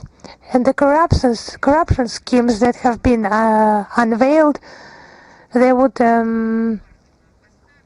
just revoke diplomats, they would ban any shipments and support UN resolutions, relevant UN resolutions, but just nothing stops them. They have their objective, anti-Russian objective, and with the instrument supporting this Kiev regime. That is clear. Regarding the Ukrainian issue, the president of Turkey, Erdogan, has proposed to use the Turkish platform for negotiations on Ukraine. How relevant is the Istanbul format for Russia is now? You know, for us, any format that would involve the discussion of humanitarian aspects or political settlement, it is relevant for us. We always value the initiatives that were proposed by the countries, have been proposed for negotiations process, platforms, and mechanism, development of mechanism, models, opinions, how that could be done. And despite our relationship to the Bankova government, that we do not hide, we have always supported those contacts for humanitarian purposes, for the respect of people, for our desire for peace. But you just see that all our proposals of the latest round, they were just suspended because they have done the reverse, or in some cases have done nothing. And maybe they have already stolen the money they have allocated for conducting any negotiations for any contacts in Turkey.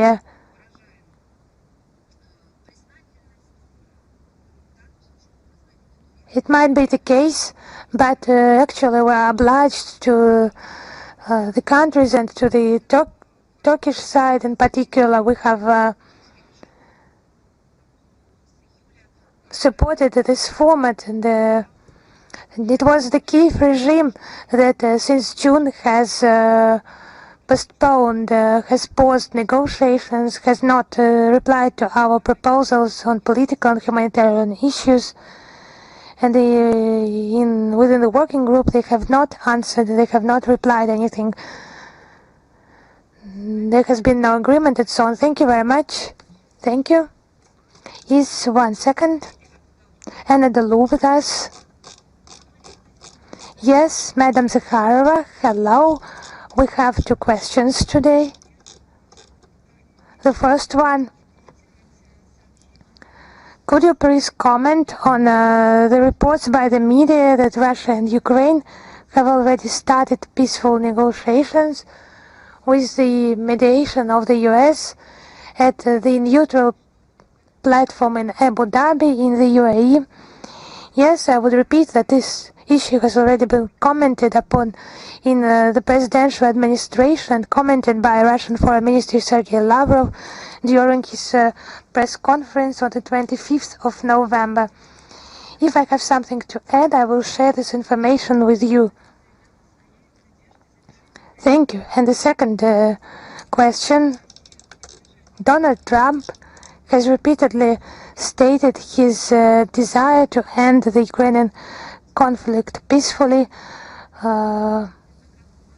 Is Russia ready to support Washington's peaceful plan? So I saw that you were smiling when you were asking that question, because Sergei Lavrov also commented on this issue, and we will post a link in the text in order to reply to this question. Thank you. Thank you.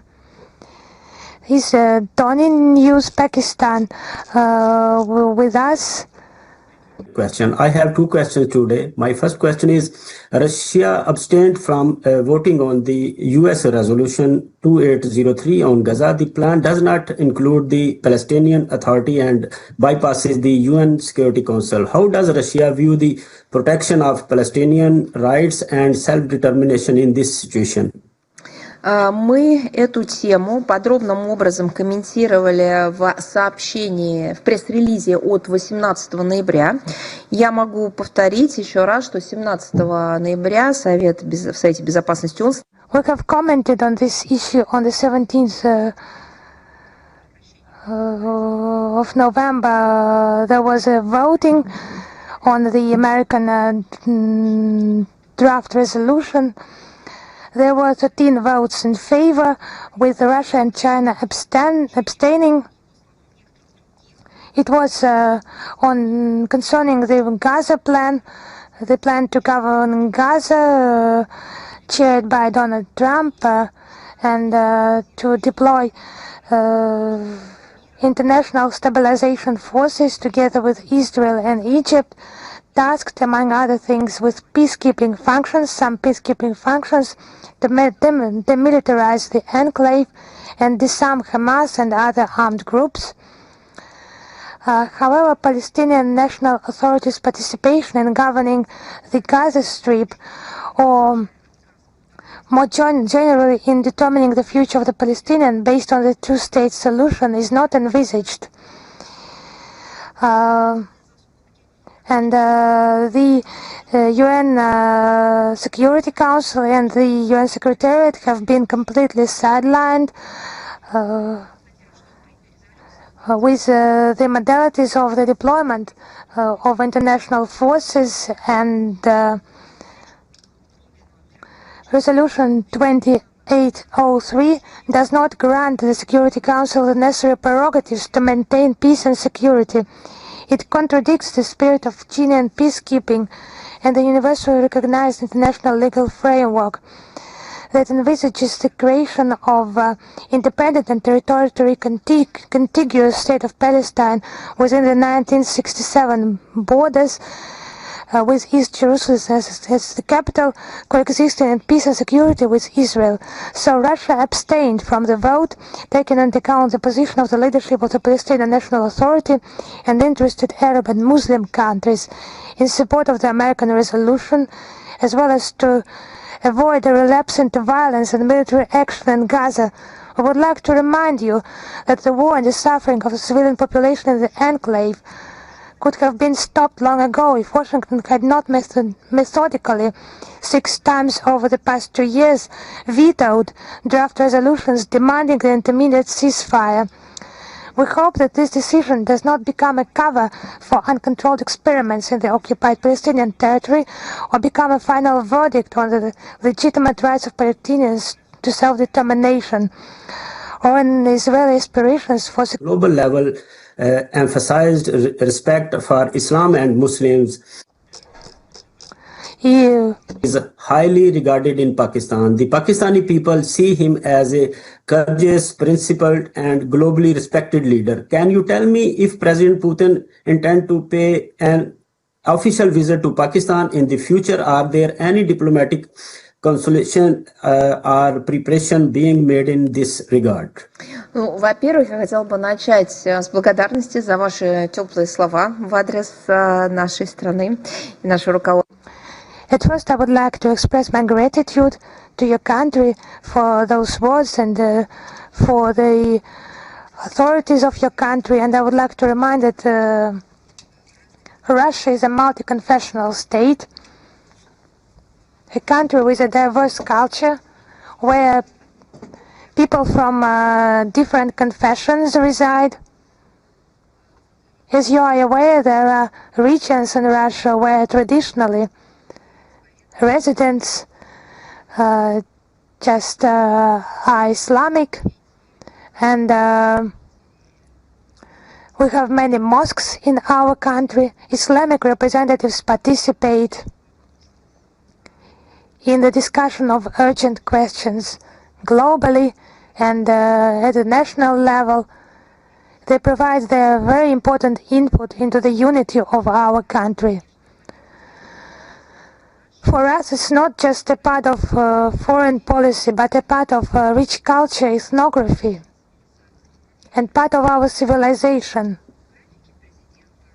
If we mention the president's schedule, traditionally it's commented upon by presidential administration. I would like to remind you that the head of our state has been invited to visit Islamabad as well as several other countries. As it is customary in such cases, the media will be promptly informed of any decisions on this matter by the President of the Russian Federation. Thank you very much. Thank you. Is Bold News with us? Yes, hello, Madam Zakharova.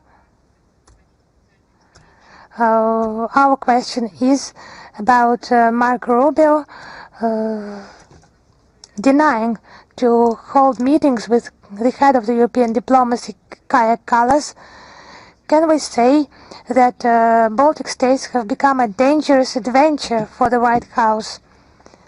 You know, traditionally, Russian Foreign Ministry does not comment on contacts between the third countries if there is no direct connotation with our state, but I understand him personally. Yes, thank you. Thank you very much. Is News Front with us? Yes, hello, Madam Zakharova. One question, if you allow me. On 19th of November, the European Commission presented a package of proposals on the increase of military mobility. How would you comment on this package? This is another unhealthy initiative by the European Commission regarding the speediest creation of a zone of military mobility by 2027. This is yet another testament to Brussels' course to force march the reinforcement of logistical potential of member countries of the EU to counter the fictional threat, made-up threat of Russia and its allies.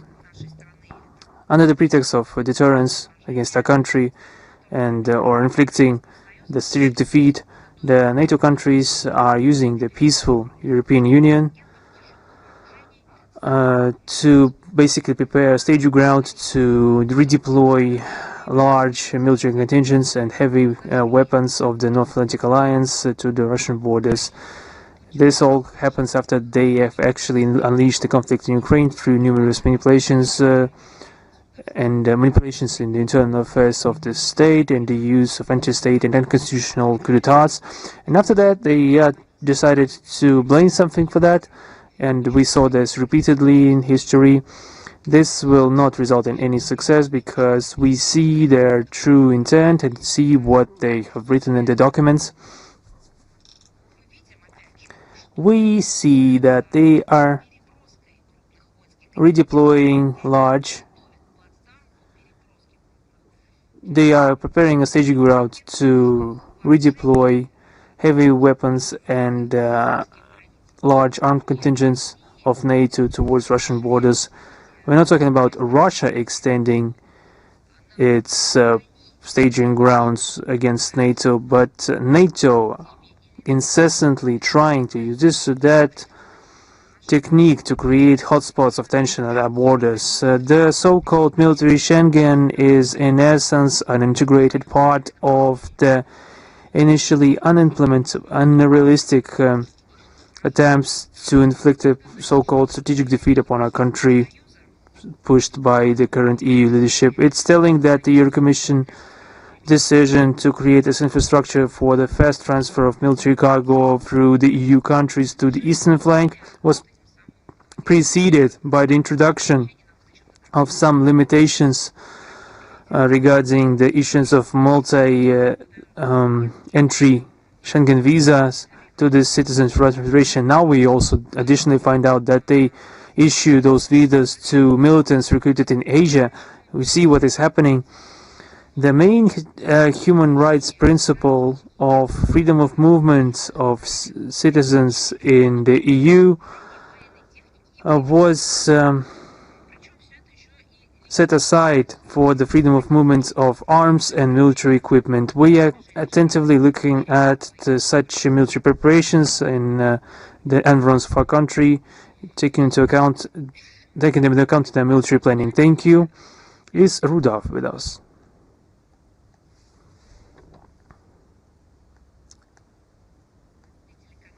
Is Rudolf TV channel with us? Yes, good afternoon. So sorry for being late. Thanks a lot for your opportunity. I have three questions. My first question is that according to some sources from Syria, there are a number of Russian people in Hol and Rosh camps under the control of Autonomous Administration of North and East Syria. Could you please tell us approximately how many of them are in those two camps? Also, how many Russians have you returned from there, and do you have any plan to return the other ones?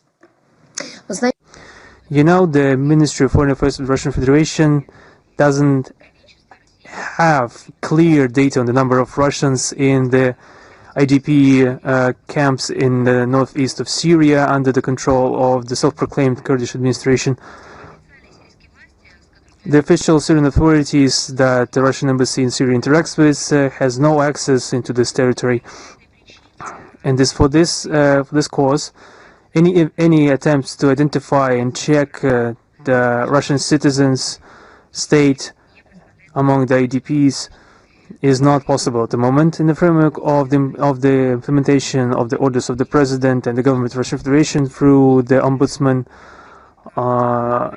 of the President of the Russian Federation on the Rights of the Child, Maria Lvova-Belova, from December 2018 to November 2024, 464 children were returned from aforementioned camps into Russia.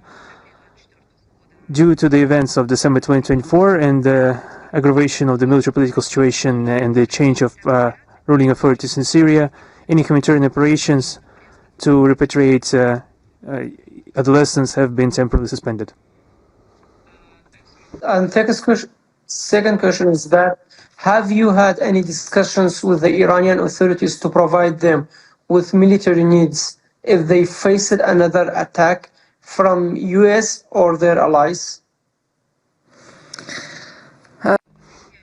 You know, responding to your question, I can only say that the exact practical topics discussed in the framework of the Russian-Iranian dialogue are determined by the provisions of the Treaty on the Comprehensive Strategic Partnership between our countries. It presupposes inter alia the development of military and military-technical cooperation on a broad spectrum of questions. The last question is that there are reports in Iraq, and their families have told us as well, their sons have went to Ukraine or Russia to be participating in the war for some benefits, financial benefits. Do you confirm that there are Iraqi nationalities among Russian forces fighting against Ukrainian fronts? All questions related to the technical, organizational, and other specific aspects of the special military operation are managed by the Ministry of Defense of the Russian Federation, and it's not in our competence. We will readdress your question to our colleagues, and we will inform you on their response. Have a nice day. Thank you. Вам тоже взаимно. The same to you. Thank you. Is Author E with us? Yes, good afternoon, Author E. Greetings from Pskov at the conference It's Time to Live in Russia, with the support of the governor of the region who has expressed his gratitude to you. From all the people that respond to our moral values could be encouraged to come to Russia. Thank you for your kind words. Thank you. We have two questions today. How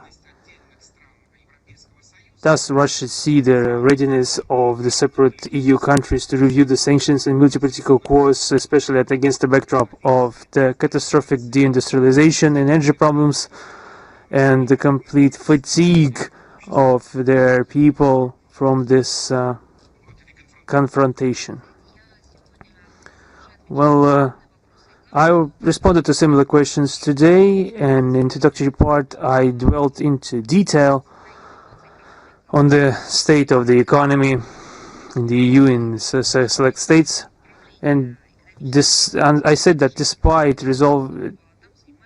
instead of resolving economic issues, they are engaged in militarization, stating that this move could lead them out of the dark forest into the bright future.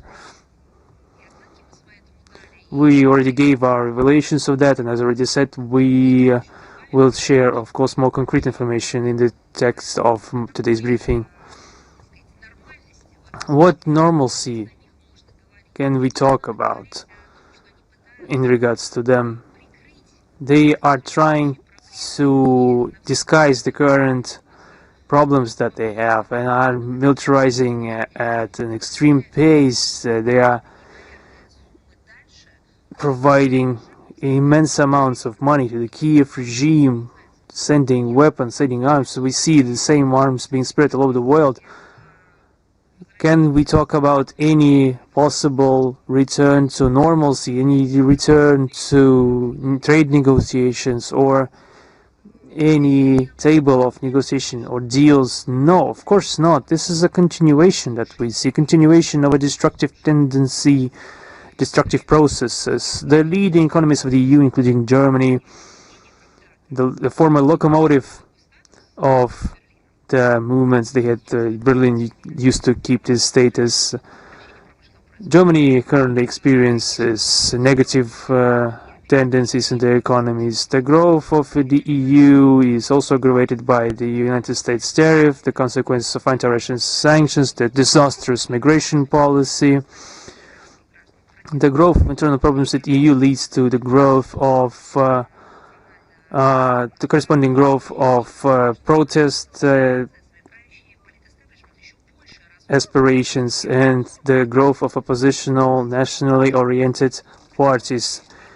And the EU establishment is, in response, ramping up the idea of Russian threats. They are manipulating the fears of the population to distract them from the real problems that they face. They are trying to silence their internal policy opponents, try to suppress any conflicting worldviews, and without any external threat and the Ukrainian factors, the leaders of the EU countries will be forced to face the reality, and that they will have to justify their exorbitant military expenses. They will face the necessity to respond before the population for the sanctions policy and anti-Russian policy which has proven its inefficacy, and that they've spent such exorbitant amount of money towards Ukrainian conflict, which have been completely wasted. All those funds for those all opportunities waiters, they will have to respond for that, to be accountable for that. Some of the European leaders who have invested all their political capital in supporting the Kiev regime are justifiably afraid of losing their positions and the twilight of their career. In these conditions, we can hardly expect any real corrections of policy in the Russian track from the leadership of the EU. We don't see the facts at hand. Thank you. My second question: does the Russian MFA support the actions of the International Network House of BRICS? We know that they are actively developing. Would like to ask your opinion. We have no information about our clear participation, but I will clarify this. Thank you. Is Broader Asia with us? Yes, sir. Greetings, colleagues. Ina Fernandez, Broader Asia channel. I have a short question. On November 25th in Kyrgyzstan, a Russian Kyrgyz TV channel, Noma TV, started its broadcast. Madam Zakharova, what is the relevance of the launch of this media channel, and what role it will play in the information space of our countries? Thank you. This was a result of decisions of watchers. There was a TV channel previously in Kyrgyzstan which at some point stopped its broadcast. Then there were new plans and initiatives that was implemented on the organization of broadcast on a new technological level, with the interesting organization of information process and the inclusion of Russian TV programs into the broadcast, and with a Bishkek-based news blog, and with a very professional collective and opportunity to broadcast in both Russian and Kyrgyz languages. A completely renewed, revitalized, highly technological and interesting information model. It's a joint model. It's not just something introduced from abroad.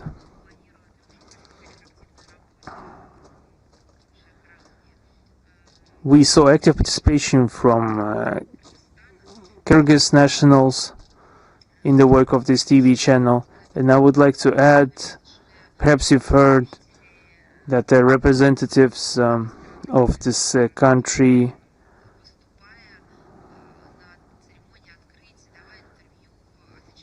who were responding to questions at the inauguration ceremony said that Kyrgyzstan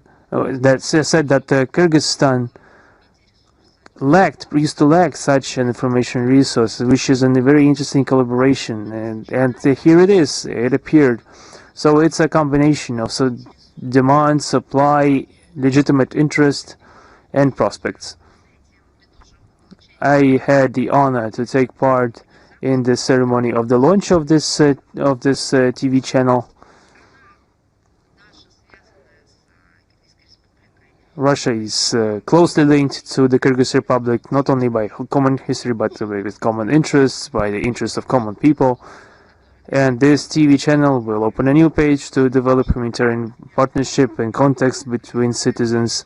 And the main goal of its creation is to return Russian programs from the NTV channel to the Kyrgyz TV broadcast space, but also to supplement the broadcast with local news and analytical programs, documentaries shedding light on the historical and cultural links between Russia and Kyrgyzstan. The signal will be freely shared through the second multiplex of the digital broadcast, spreading to around 75%, spanning around 75% of the territory of the Kyrgyzstan, also through the larger cable network.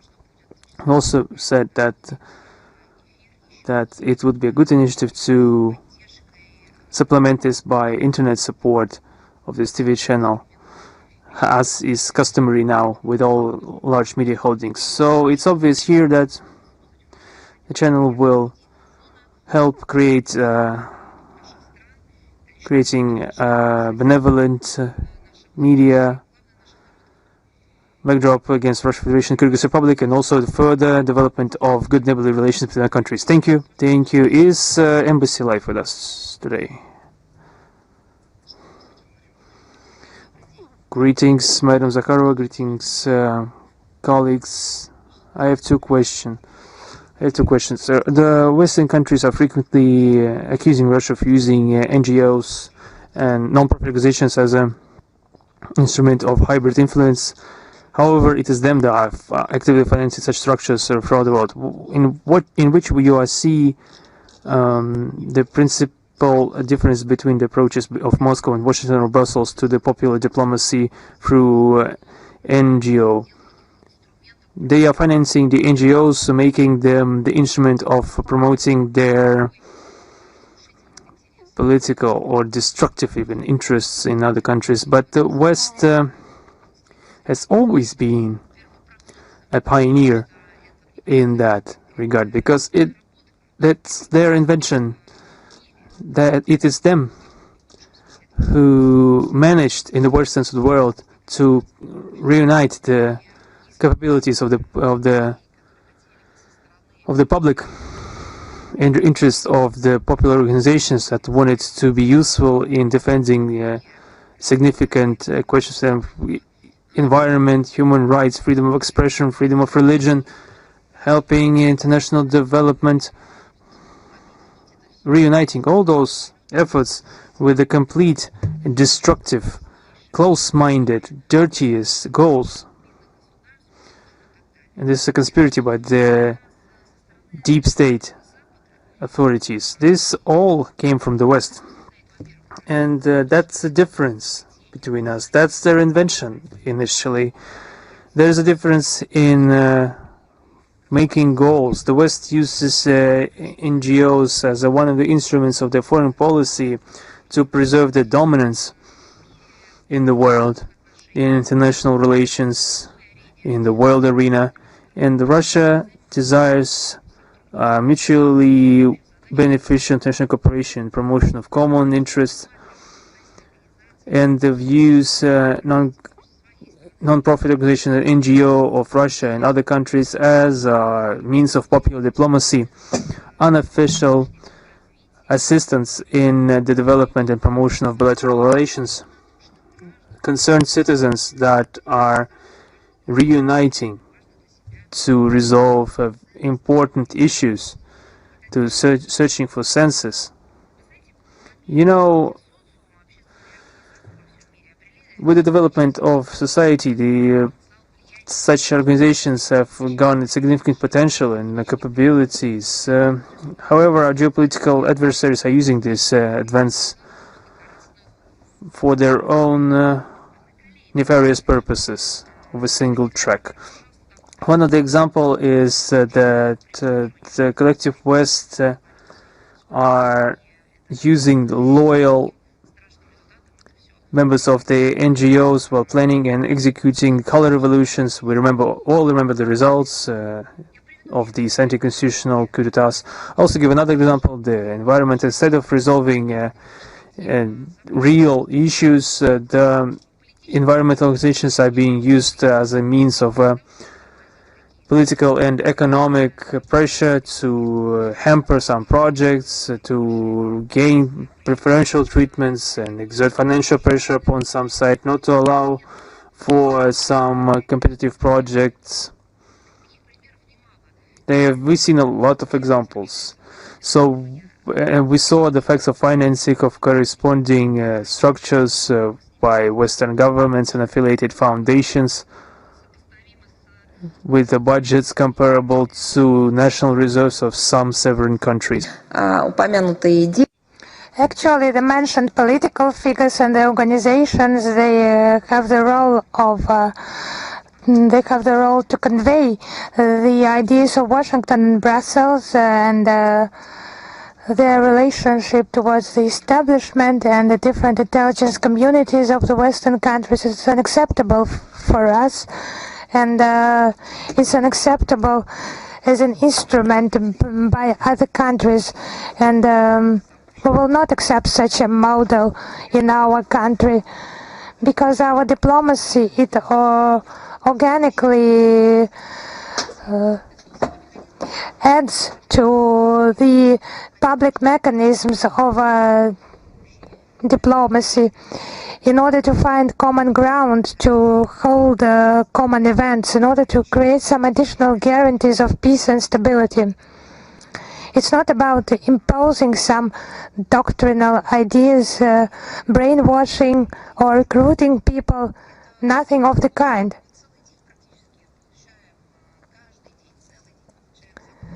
Nearly for the entire day, every day, we get requests from international organizations, and many of them approach us for support, for assistance in a participation in some project,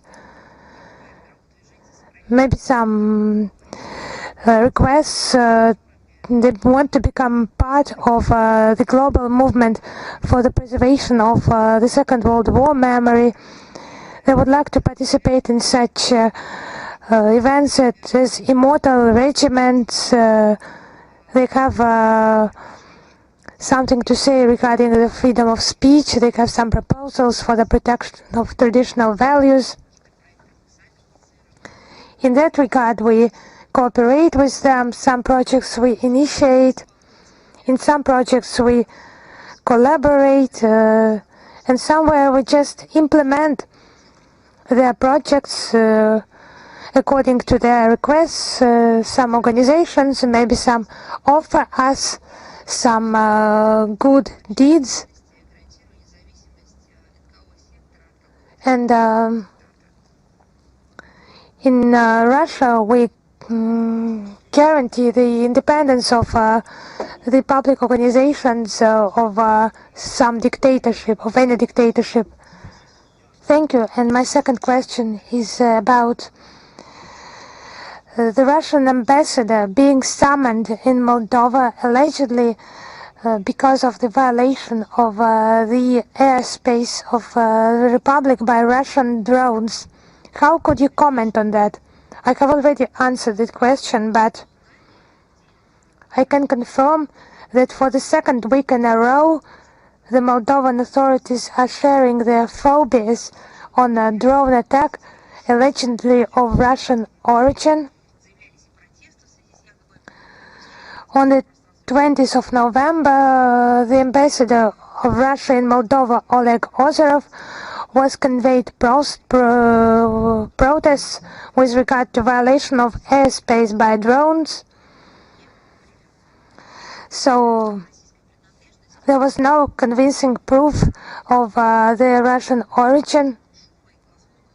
It has not been detected, and Sandu regime is just participating in accusations without proof. At first, those statements they were declared false, but after some consultations by Sandu, the opposite stance was taken. But just show us your proof, but nothing of the kind. It's actually empty accusations against Russia. And the second case of summoning our ambassador was some case with a drone that looked like actually a Russian Gerbera drone that allegedly landed on the roof of one of the houses in Floresht district.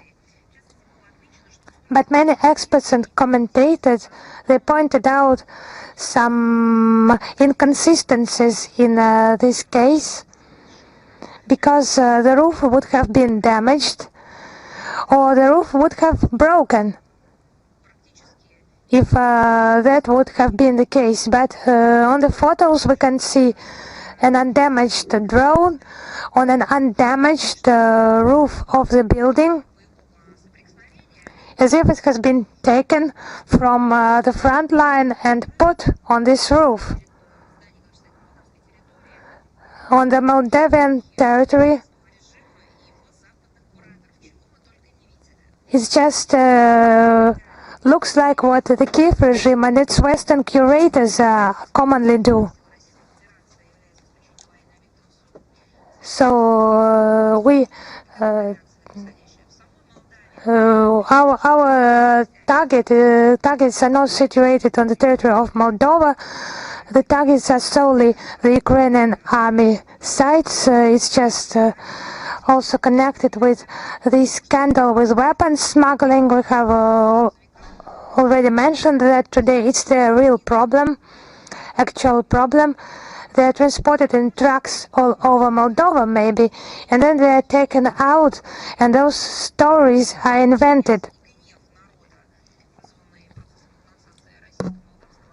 They just tried to somehow counter this anger by the people and the closure of Russian Center of Science and Culture in Chisinau. I do not know what the objective was. Maybe some demonstration of reintegration. If drones are found in Europe, Moldova should also keep up as it is moving towards Euro integration. They should pay attention actually to medicine, to education, science, the areas like that. But they make up some stories that are obviously false. Once again, we state that Russia respects the sovereignty of Moldova. We call upon the Moldovan authorities to abandon the policy of denigration of our country, to stop fooling its own people. The Moldovans know what I'm talking about. Thank you. If there are no more questions, have we forgotten about someone? Then goodbye to you. As I understand, we will meet again in winter only. All the best to you. Prosperity to you. Thank you.